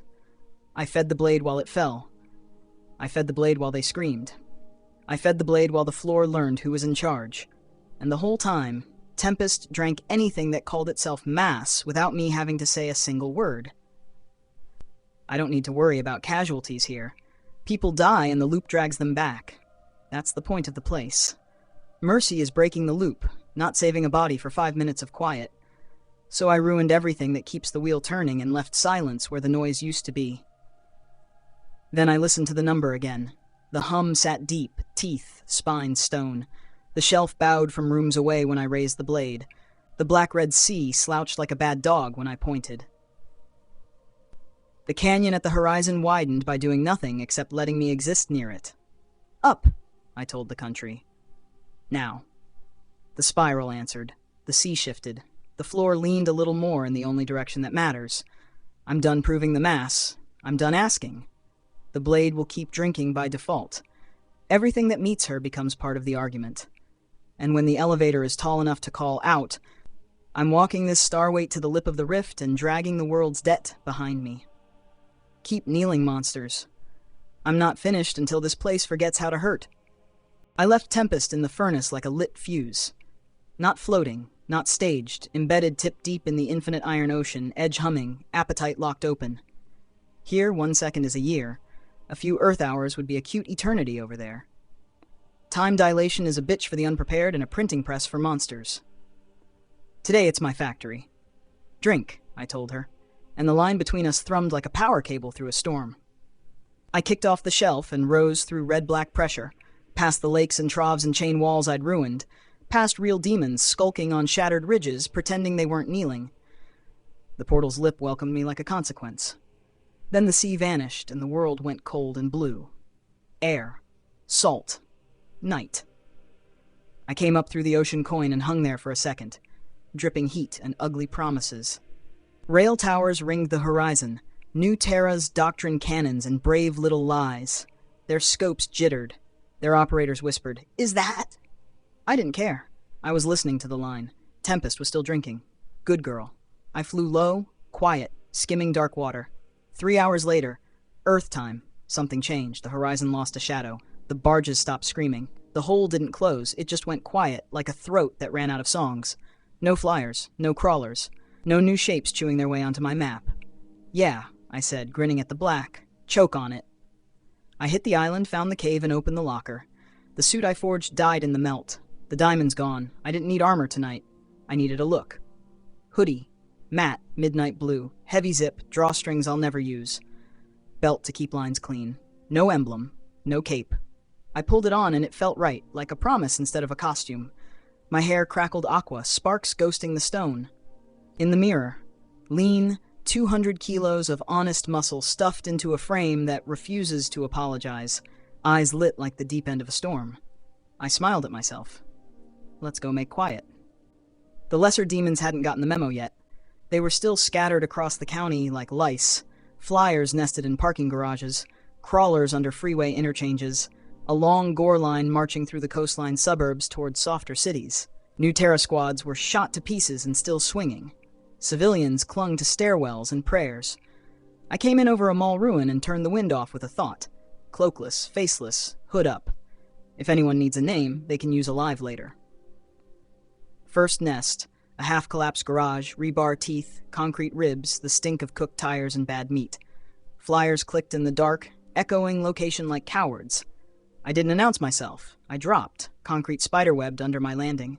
Shock rolled up, out through. A dozen flyers fell from the ceiling like broken chandeliers. I walked. Knuckles, elbows, heel, no blade tonight, just the body the sword built. Total adaptation sings when I hit things. Strength climbs while the world tries to keep up. One lunged. I caught its jaw and pushed it into the pillar until the pillar decided to be a dent. Another raked my back. Cloth charred, skin healed before the thought finished. I grabbed its ankle and whipped it into its friends. They crumpled into each other, legs folding the wrong way, wings turning into sad flags. Next, I said. Come on, I've got somewhere to be. They came. 12. 2 dozen. I let them stack. Then I went through, straight line, short steps, everything breakable becoming broken.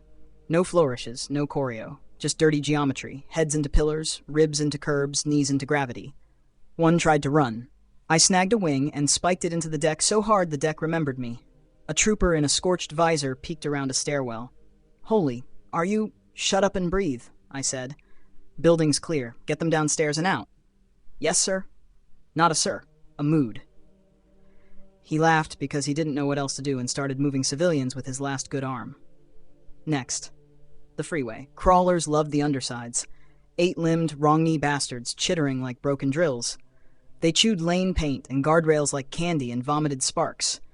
I dove into the column forest and ripped. One hand on a spine, one under a jaw. Twist! It became a question mark. I grabbed the next by a foreleg, hammered it into the concrete face first, and left a new exit sign. A pair tried to scissor my ankles. I hopped it and stomped. One heel, both skulls. Silence. The rest figured out the new math and backed away, scrabbling over each other.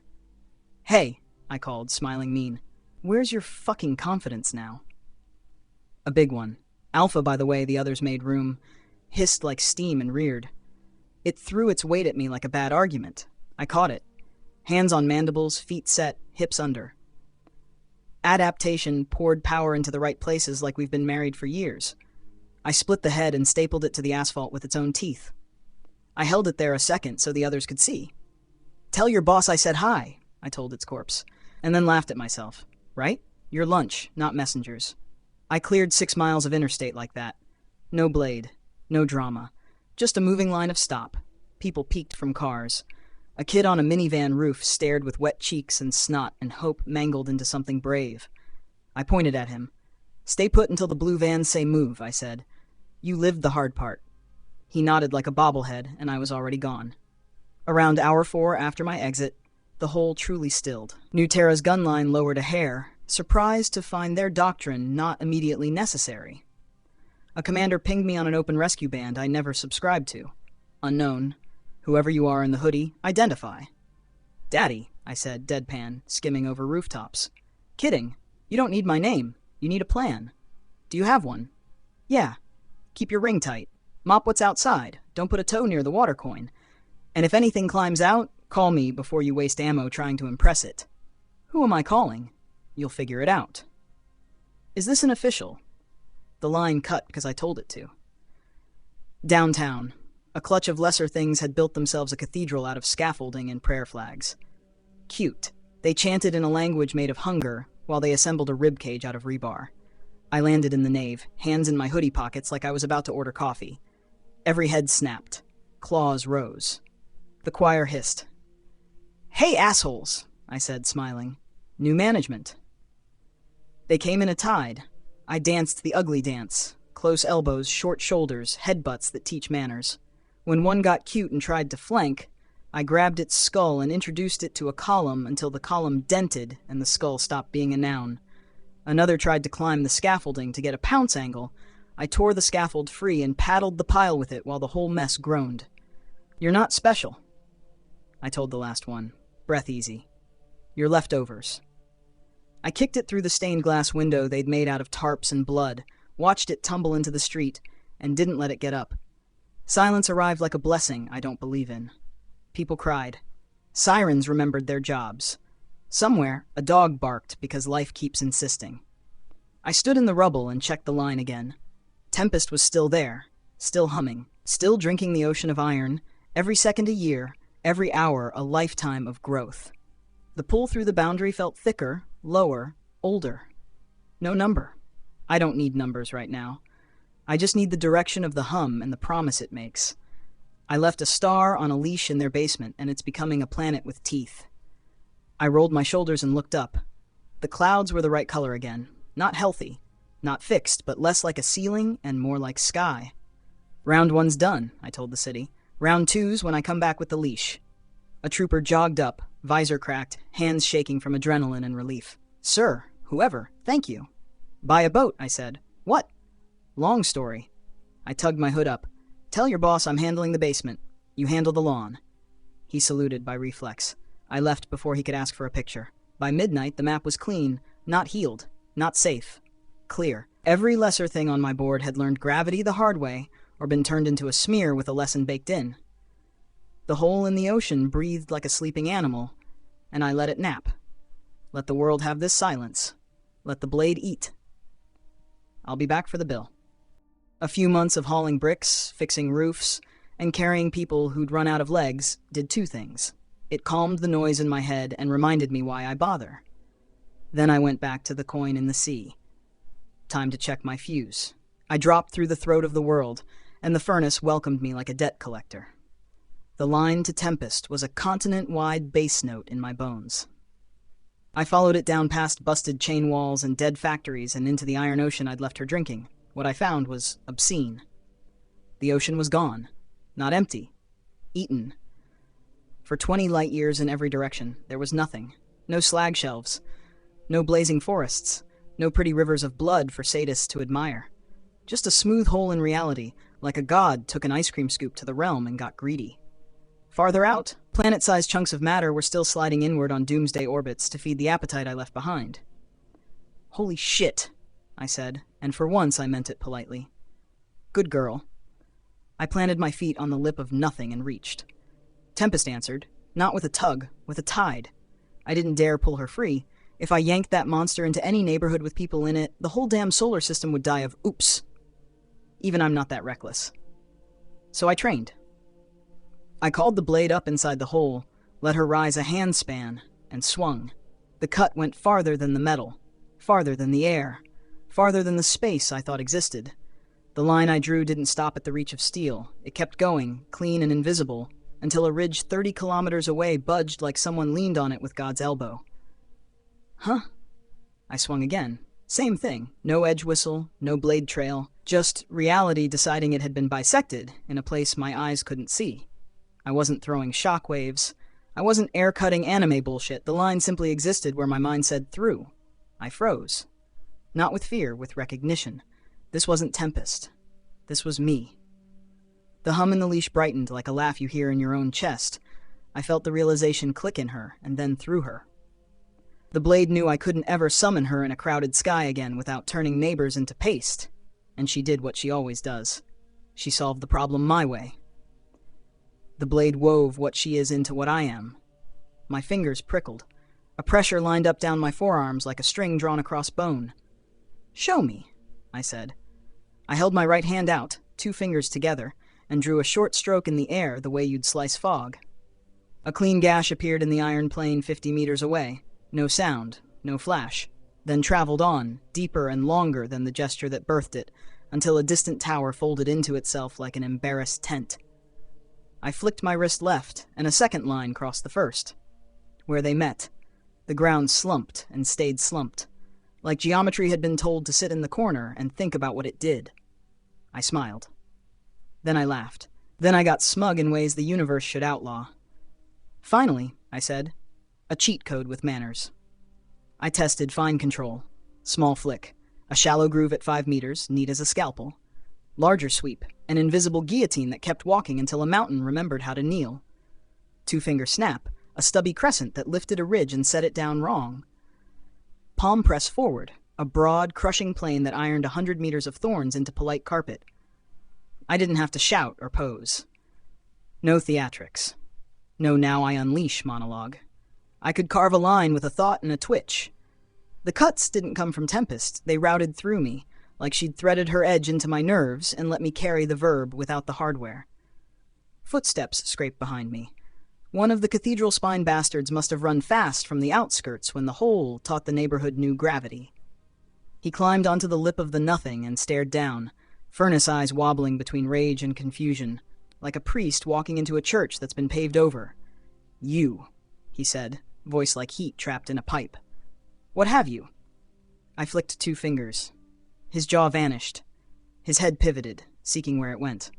Then his whole torso unzipped from pelvis to horn. He tried to hold himself together with pride and failed with grace. Both halves agreed to lie down. I waggled my hand. "Shh! Adults are talking." Another thundered in from the right, ash whipping off his shoulders, claws up. I drew a lazy, almost bored tick in the air.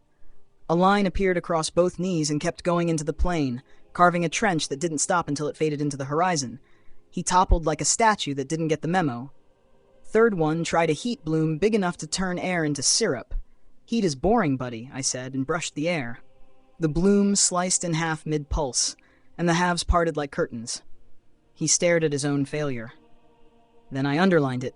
He folded politely into 2 pieces and slid into the hole in quiet sections. I practiced until the pressure in my wrists felt like a friendly ache. Short cuts, long cuts, deep, shallow, curved. I discovered I could layer them, draw one line, then hang another precisely on top so the second word finished the first sentence. I learned to delay a slash by a heartbeat, leaving it suspended until the moment I wanted the world to notice. I learned to stop 1 inch before contact, a mercy I'll almost never use, and to shred a square meter of space into confetti so anything inside turned into ingredients. And because I'm me, I tried the stupid thing. I traced an X with my index finger and thumb without looking. 2 ridges far off choked and collapsed where the lines would have met if they'd been drawn to scale across a map. I cackled because spite is delicious, and this is the first time in a while the place gave me a reason to enjoy myself. "New rules," I told the horizon. "I don't have to bring the sword to a fight anymore. I am the cut." The leash thrummed. Approval, promise, hunger. Tempest kept drinking the whole. Anything falling in from outside became mine by default. I could feel planet mass slabs give up their shapes on the way down and turn into weight inside the ledger. I didn't try to tally. The number would be stupid enough to start a religion. One last test. I looked up, pointed 2 fingers, and drew a tiny line in the air above me. Far overhead, where the furnace's sky is just bright pressure pretending to be a roof, a thin seam ripped. Light bled out like a paper cut on the sun. It sealed a breath later because this world hates me, but it obeyed. I grinned into the glare. All right, hell. Round 2. I spent the next 6 hours cleaning house with gestures. Not because I needed the practice, but because it felt righteous. Every factory I'd missed the first time around, I turned into flat. Every chain wall still humming, I seized with a soft line an inch from the master pin and made the whole assembly lock into useless sculpture. Every clever god who thought distance was dignity learned that range is a joke now. They tried conversation, finally. A spokesman in cooled lava robes, voice like a forge pretending to be a choir. "You will ruin the balance," he said, keeping careful distance and thinking it mattered. I drew a 3-centimeter line across the ground between us and watched his feet shuffle back on instinct. "You mistake me for a man who cares about your accounting," I said, smiling like an insult. "I'm the strongest thing you've ever failed to understand, and I'm making refunds." "Refunds?" "Every scream you stole, with interest." He hesitated. "We do not die, we loop." "Yeah." I tapped 2 fingers together. A thin seam opened in the basalt behind him and the wall sighed inward. "So this is mercy. I'm saving you from yourself." His face twisted. Pride, rage, theology. He lunged. I didn't move. My 2 fingers did. He came apart politely. When the last echo finished failing to impress me, I stood on the lip of nothing and looked out at the silent horizon. Tempest's tide kept deepening, that old hum crawling up my arms like the universe wants to be braver than it is. Constraint accepted. I can't summon her anywhere near people now. That's the rule. But I don't need to. The blade is my engine, the leash is my axis, and the cut lives in my hands. I turned, climbed back toward the coin in the sea, and left the hole to keep eating the worst neighborhood I've ever met. On the way up, I practiced little lines on the walls of the throat, thin cuts that trimmed rock into clean shelves, curves that scooped out steps for future trips, a long, patient stroke that taught the boundary to lean toward me when I tell it to. When I broke the surface, the night was honest again. Blue. Cold. Full of stupid stars that don't know what lives under their feet. "Miss me?" I asked the sky. It didn't answer, and that was perfect. Adaptation tugged me like a hook behind the ribs. Not subtle, not a whisper. A pull back to the ocean coin throat where 2 worlds grind their teeth. I hovered over the black water and felt the pressure in my bones line up with the hole like it wanted me to thread the needle. "All right, you stubborn bastard," I muttered. "Show me." I slipped into the throat and stopped halfway, 1 foot in Earth's cold air, 1 foot in furnace heat breath. The boundary pressed on me from both sides, heavy as confession. My body loved it. Adaptation purred. I hung there for 30 minutes by my clock, heart slow, lungs ceremonial, every cell taking notes. The portal hated the stall. It pushed and pulled, trying to decide which universe owned my atoms. I decided for it, neither. I let the pressure kiss bone, sink into marrow, then I told my body to eat the lesson. Adaptation obliged. The boundary's shove got thin, then thinner, like taffy drawn to thread. Edges blurred. The itch behind my sternum turned into a steady, greedy warmth, like the first time I learned how to stop dying and make that a habit. The throat complained in groans deep as a storm drain. The water below lost its perfect circle and sagged. "Easy," I said, grinning, "because I'm a menace. Take small bites." My body didn't listen. It took all the bites. The portal collapsed into me. Not the pit, the door. The membrane that decides what is here and what is there surrendered. Its rules printed into my nerves like a manual written on skin. The coin flattened. The throat gentled to a dull seam. Out on the gun line, New Terra's scopes freaked out because their favorite nightmare suddenly looked like calm water. I floated up into open air. The night was blue, clean, and weirdly quiet. A commander's voice cracked over an open band. "Ocean perimeter confirms anomaly cessation. Can anyone on scene confirm anything?" "Yeah," I said, because I have no impulse control. "Door's mine now." "Identify." "No," I snorted. "You don't want that responsibility." The line cut because I wanted it to. I hovered there a second, listening inward. Tempest's tide still thrummed from down below. The blade kept eating the realm from the inside like a polite apocalypse. And under that, new heat, new grammar. A pressure map in my head that wasn't gravity or lightning.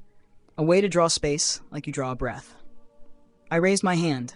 A thin oval of darkness opened in the air. No glow, no fireworks, just a clean absence rimmed by static blue sparks from my hair. The smell was the furnace's breath. I could feel the corridor beyond like a muscle I owned. I closed my fist. The oval sealed with the soft pop of a soap bubble that knows better. I laughed. Fuck yes. 2 more tests. I sketched a short line to the island cave. Open, rock smell, damp air, the locker I don't need anymore. Close. Then I drew a small circle and thought home. The oval opened onto the island's living room.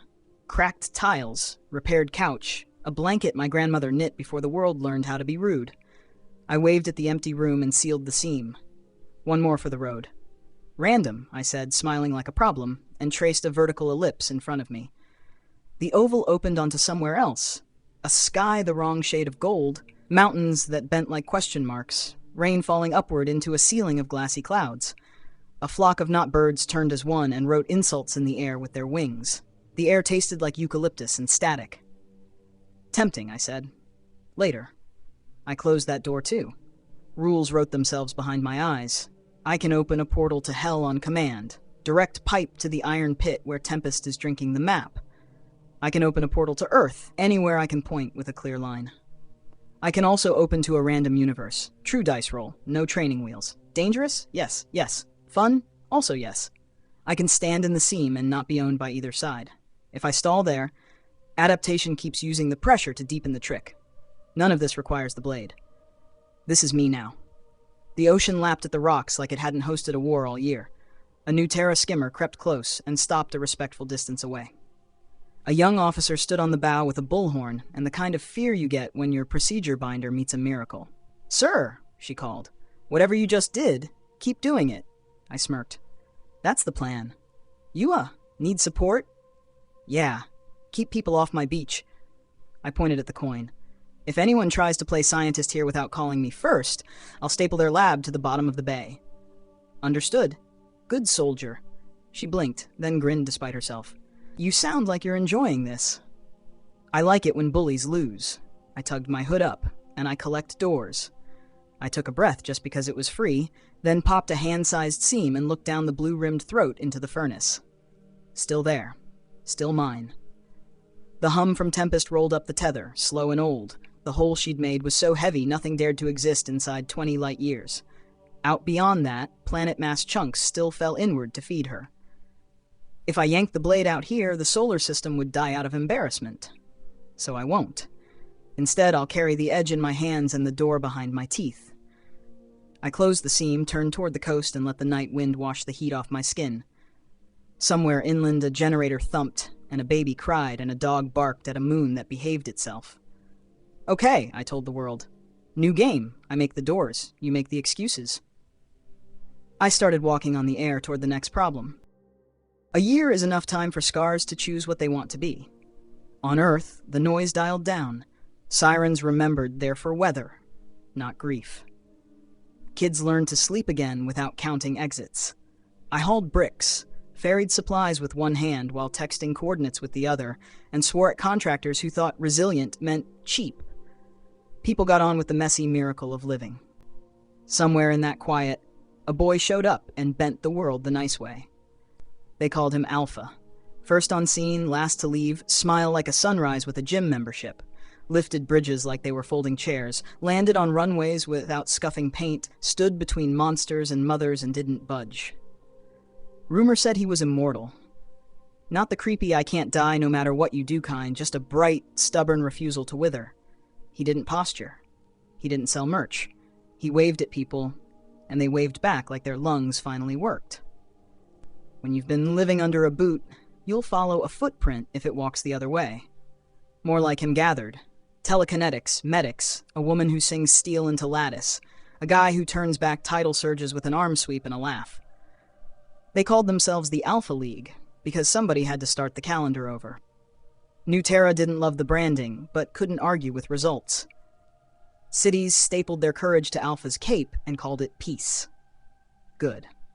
The world deserves easy for once. Me? I kept the hard parts. I left Tempest in the pit, drinking. Anything within 20 light years had been erased, and out beyond that you could still see planet mass junk sliding inward on hungry orbits. If I ever yanked her into the neighborhood, the solar system would go splat. So I didn't. I carried the cut in my hands, fingers flicking seams into steel, palms pressing planes into problems, and kept my door tricks quiet unless I needed them. The year rolled. The League turned rescues into rituals and rituals into habit. Alpha kept standing in front of things until those things reconsidered career choices. Reporters wanted a word. I wanted less talking and more fixing, so I dodged microphones and let the kid have the spotlight. Let the symbol do its job. Let people breathe. We finally tripped over each other at a hospital roof. Sunset. Rotor wash. A medevac gurney rattling past. Nurses with eyes too tired for poetry. I was dropping a pallet of portable generators without scratching the helipad paint. Alpha landed on the far side, touching down like he loved the concrete. Up close, he looked younger than his legend, late teens maybe, cheeks still holding the last curve of boyhood. Kindness radiated off him like heat. "Hey," he called over the choppers, giving me a wave. "You're the one in the hood." "Insightful," I said, deadpan. "Want a sticker?" He grinned. "Got any?" "Only an aqua." I set the pallet down. "Generators for ICU. Where do you want them?" He glanced at the roof door. "Down one level on the freight lift. We blew 2 yesterday. I can carry." "I've got it." I pointed and the pallet slid forward, invisible plane under it, elevator doors parting like they'd been trained for this day. The crew inside blinked like I'd cheated physics and then remembered cheating physics is the point. Alpha watched the trick with unabashed curiosity. "That's new." "You learn things," I said. "Sometimes the lesson is fuck you, gravity." He laughed. It was annoyingly sincere. "You talk like you can back it up." "I'm the strongest thing on the board, kid." I cocked my head, letting the smirk sit where it could annoy. "I also happen to be right." He didn't bristle. He didn't posture. He just nodded. "Cool. Then maybe you can help with something that isn't punching. Try me." "Try me," he jerked a thumb at the skyline. "We need to rehang a power spine without dropping half the grid. Delicate work. My hands are not delicate. Mine are rude and precise." I cracked my knuckles. "Lead." We moved. I rode the air. He jogged at my shoulder like gravity had a crush on him, and he didn't mind the attention. We set the mast, threaded cable through jittery insulators, and I used 2 fingers to draw centimeter-clean cuts that freed seized bolts without showering the street in shrapnel. Alpha held the weight like the planet asked nicely. The line sang, lights flickered, stayed on. In apartments below, people cheered at refrigerators that didn't quit. He floated back, hovering at my height. "Thank you." "You're welcome. Don't get used to me being polite." He squinted, playful. "You're a good guy pretending he's not." "I'm a mean bastard on the right team," I said. "Difference matters." He held out his hand. "Join the league. Just for today. I'm not trying to own you." "Good." I bite. But it'd be nice to show people that the big hitters aren't allergic to working together. I looked at his hand. Calluses. No tremor. The kind of strength that doesn't ruin everything it touches if it doesn't want to. He reminded me of the version of myself I might have been without the furnace. Softer. Cleaner. Useful in a crowd. "Fine," I said. "One day, after that we negotiate." He smiled. "Deal." We cleared 3 blocks of collapsed scaffolding without pancaking parked cars. We stretched a temporary seawall across a harbor mouth with his shoulders in my planes. We set an air bridge between 2 hospitals so NICU nurses didn't have to play Frogger across a war-scarred avenue.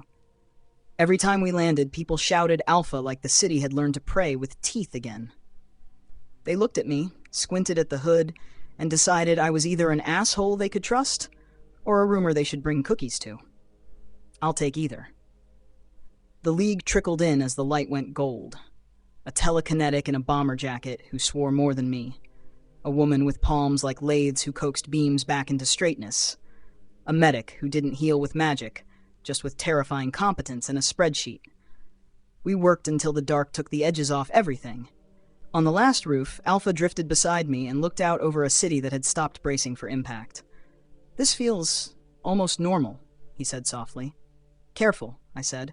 "That word is contagious." He grinned sideways. "You going to let me buy you dinner? You trying to date me or recruit me? Both?" "Neither," he shrugged, a little embarrassed. "Mostly I want to say thanks somewhere the wind isn't yelling." I considered. "Fine. 1 burger. If the restaurant survives the word spicy." He brightened. "Deal." We didn't make it off the roof. A new Terra drone zipped up and stopped 10 meters out, projectors painting a neat rectangle of briefing across the air. A commander's voice, same one who keeps trying to staple procedure to miracles, cleared her throat. "Alpha. Hooded unknown. Situation update. Coastal scanners picked anomalous spike in gravitational shear. Offshore." My stomach dropped. I knew that hum like my own pulse. Fuck. Alpha shot me a look. "Yours?" "Mine," I admitted. "The leash moved. She's hungry." He tried for diplomacy.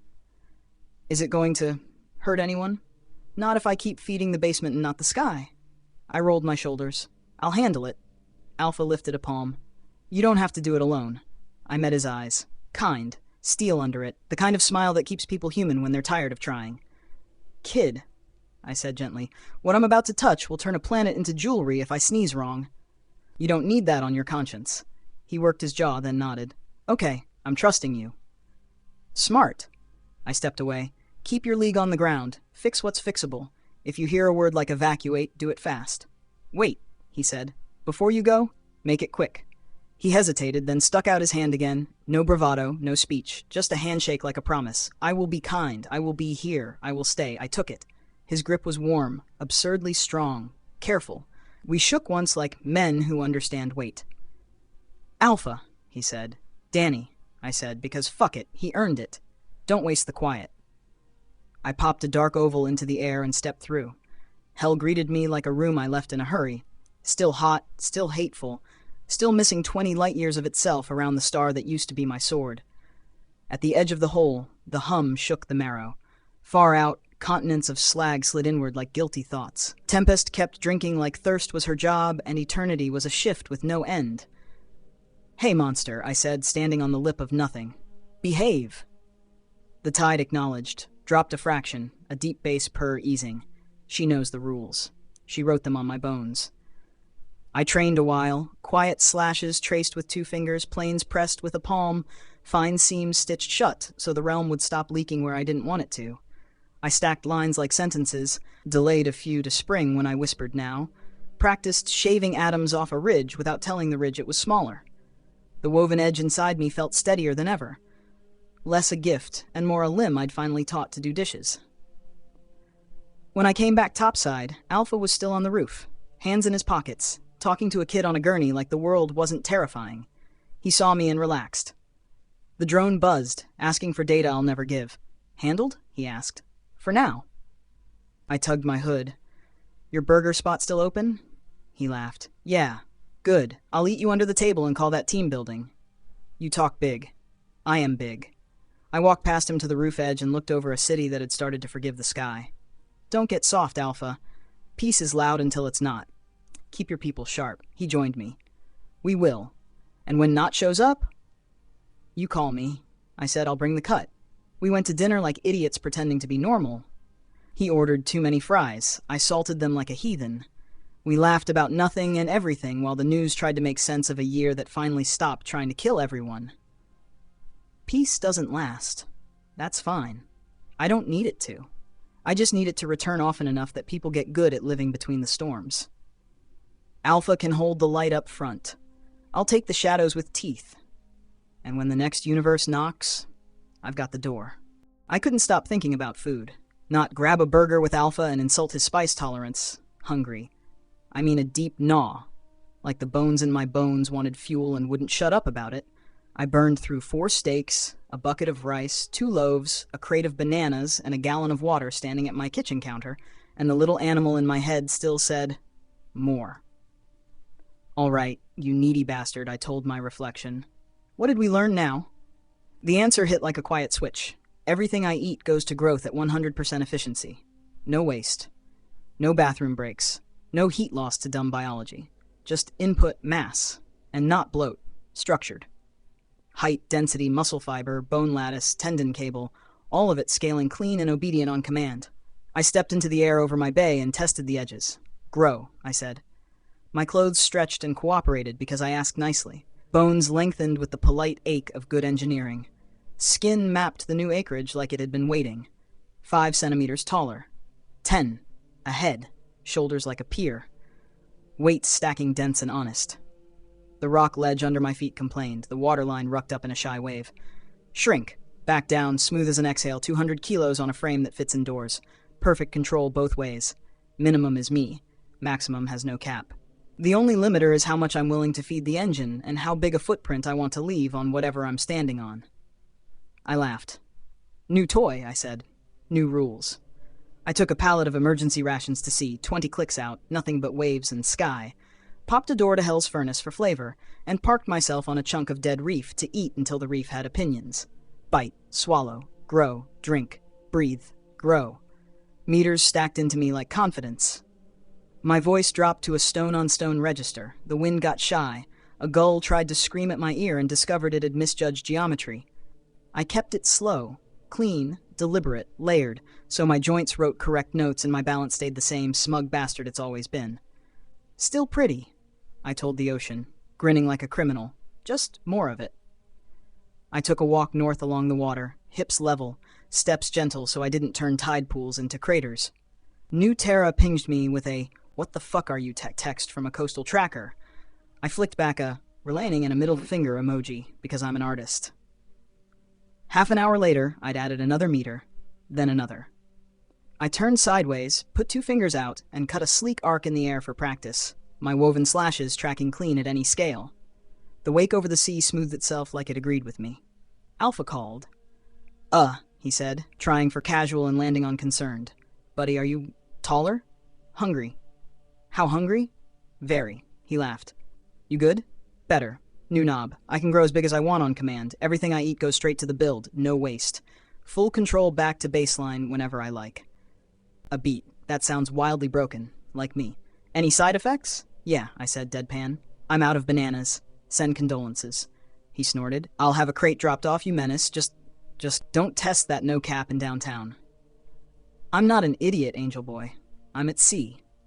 I looked down at the saucer of a ship wake and lifted a foot carefully, setting it back without capsizing anything. Tell your league, if I'm large, keep your distance. I won't fuck up the coast, but the footprint is real. Copy. And Danny? Yeah? I'm glad you're still getting stronger. Same, I said, softer than I planned, and hung up before I got sentimental. I fed the engine all afternoon. Clean fuel, clean water, clean air. Swallowed, grew, rolled my shoulders, and learned the exact pressure every surface could take before it complained. The ocean forgives mostly. The reef did not. I apologized to the fish and moved a kilometer right. At twilight, I decided to test max control under stress. I popped a door to the furnace, leaned into the heat, and stepped through, half my body in hell, half in Earth's cool air, then stalled in the seam for 5 minutes. The portal in my chest hummed contentedly. Adaptation adjusted the new mass like a tailor on a deadline. I pulled back out, sealed hell behind me, and did 5 quick slashes at cloud height with 2 fingers, crossing lines until the wind remembered manners. No drift. No lag. The bigger I got, the more obedient the edge felt, like my nerves were glad to have space. Demons? None. Tempest is still down there eating entire neighborhoods of physics. Earth? Quiet. Alpha's got the front-of-house smile handled. Me?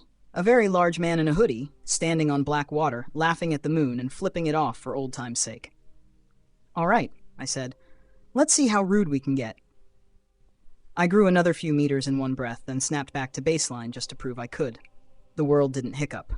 The sea sighed. A yacht on the horizon turned, panicked, then relaxed when I shrank and waved.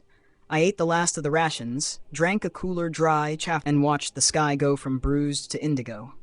The engine purred. The hunger clicked into a steady, satisfying burn instead of a scream. On the way home, I took a little detour. Warehouse row, a pack of leftover lesser demons too dumb to read the memo. They hissed, puffed themselves up, and charged.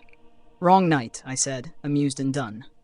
I grew on the step, a meter, then 2, enough to make the alley walls feel close, and walked through them like a bowling ball with manners. No Tempest, just hands, elbows, knees, and the simple geometry of being bigger and not sorry about it. When a brave idiot tried to leap for my throat, I shrunk mid-grab, let him overshoot, and slapped him into concrete hard enough to make the brickwork remember me. I flicked a short, invisible line through the pile without looking. Anything still moving learned about silence. A voice from a rooftop. Is that the hood guy? Another voice. Shut up and film. Turn your stream off, I told them, not looking. Go home. Hug someone. You lived. Footsteps scurried. Good. By midnight, I was back at the cave. I set a crate of empty wrappers in a neat gilt stack, rolled my neck, and dropped into the chair with a sigh that felt like victory. The hunger had a dial now. I could run it low and civilized or crank it and go Titanic, and I could always come back to the exact 200 kilos that fit in the world without scaring seagulls. That'll do, I said to the blue hum in my bones. The sea outside remembered how to be just water. The island breathed like a creature sleeping. Somewhere in the city, Alpha made kids laugh by lifting a car so they could retrieve a tragic soccer ball. Good. Let him be the smile. I'll be the appetite with boundaries. Tomorrow I'll test precision at max. Microcuts at giant scale, small motions that make big problems end without tearing the map. I'll eat enough to add another layer to the engine, and then spend it on doing good. Because that's the joke. Monsters keep losing to a guy who says please and fuck you in the same sentence, and means both. And if some new universe wants to be a problem, I'll open the door, eat their mistakes, and walk out the same size I walked in. I spun the cosmic wheel and stepped through a random door. Cold air, brown sky, an ocean that forgot what full means and left a bathtub ring around continents. The wind limped. The trees that were left looked like bad ideas, thin, gray, stubborn. No birds, no bugs, no noise that belonged to anything with a pulse. Great, I said to absolutely nobody. Earth on airplane mode. I walked a highway that hadn't seen a tire in centuries, and listened to the kind of quiet that tries to convince you it's holy. Asphalt cracked under my boots in lazy chevrons. A lone tuft of grass scratched a living out of the shoulder gravel and pretended we weren't both intruders. Hunger wasn't why I was here. Curiosity was. The engine in my bones hummed at a new frequency. Adaptation, doing that smug, I learned a thing. Purr. And the throat behind my sternum itched like a doorbell I couldn't unhear. So I tested the itch. First, I pulled a pebble from a pothole, tossed it up, and cut a hairline seam in the air to mark the moment. Thin as an idea, harmless as a whisper. I watched the pebble arc and fall. Second, I popped a door, stepped back to my bay at home, counted to 60, just to piss off the concept of patience, and went right back through to the same spot. The pebble was exactly where it had been mid-fall. My seam hung there like a timid grin. The wind held the same tired breath. Nothing had moved. Not a grain of grit, not a cloud, not the lie that is gravity in motion. Okay, I said, grinning. New trick. I walked around the pebble like a museum guard checking labels, then stuck my hand where it would have been a heartbeat later. I didn't feel force. I felt intent, the universe mid-sentence, waiting for me to stop reading over its shoulder. I stepped 2 paces away and snapped my fingers. Time resumed for the pebble alone, finished the fall, tapped asphalt with a sound that felt too loud, then sat there like it had no idea it had been a sculpture. I tried bigger. I drew a thin cut across a sagging highway sign, just enough to make it wobble. It started to swing. I popped out through the door, counted, popped back. The sign hung mid-arc, chain links frozen in a perfect catenary like they'd been printed there. I laughed because I like it when the world admits I'm right. I named it on the spot, Soul Anchor. Any universe I enter binds to me. When I leave, it freezes. Not metaphor, stops. Not slows down, waits. Time only flows in the universe I'm physically in.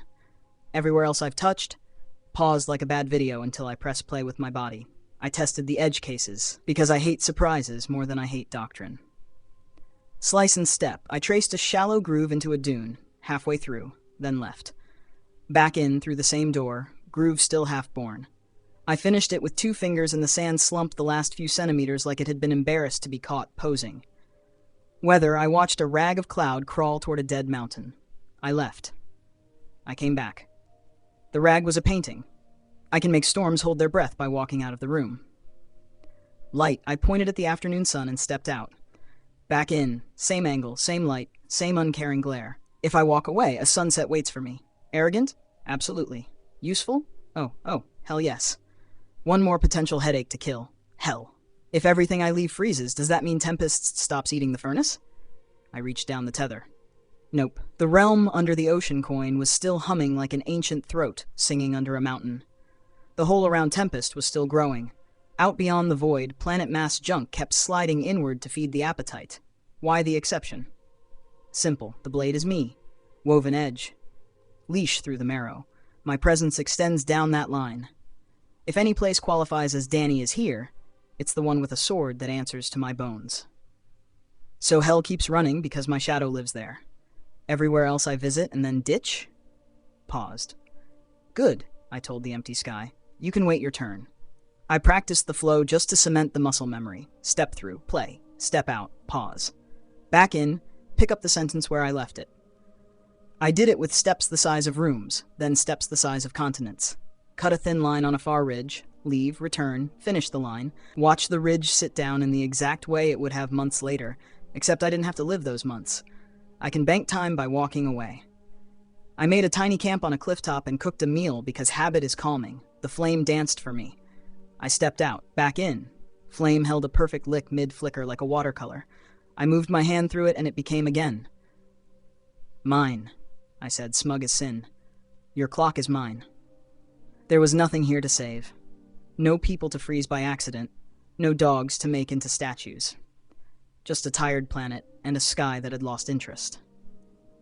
I walked for hours across stillness, drawing clean practice lines with 2 fingers, stacking delayed cuts that would all spring the first second I decided to let the scene breathe again, then sealing doors and opening them like a pianist running scales. At one point, I got sentimental and shrunk back down to baseline, 200 kilos, clean and precise, and stood at the lip of a dry sea imagining waves that aren't coming. I pointed 2 fingers and wrote an invisible X across the basin, then stepped out. When I stepped back in, I yanked both lines live at once. 2 silent trenches scored the bed for kilometers. If anyone ever comes here again, they'll think tectonics got moody. I'll know better. I signed the canvas because I'm a prick. Back at the highway, I found my pebble. I left it mid-fall again, then came back and watched it finish the dive. Small things, clean tests, enough to prove the rule. I opened a door home and paused with 1 foot in each world, the seam kissing my bones like it always does. New boundary condition, I said to the itch behind my sternum.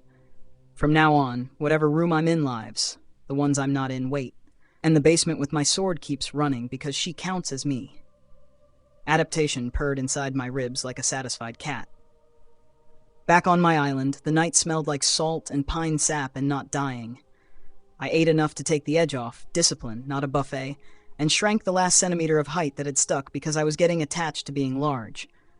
The generator in the cave hummed. The world outside hummed back. Alpha pinged me. You good? Yeah, I typed. Learned how to press pause on what everything I leave. Oh, don't worry, sunshine. You're in the room I'm in. A long beat, then that's the nicest thing you've ever said. Don't get used to it.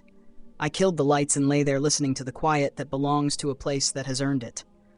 Tomorrow I'll take the pause button somewhere full of assholes and teach their calendar manners.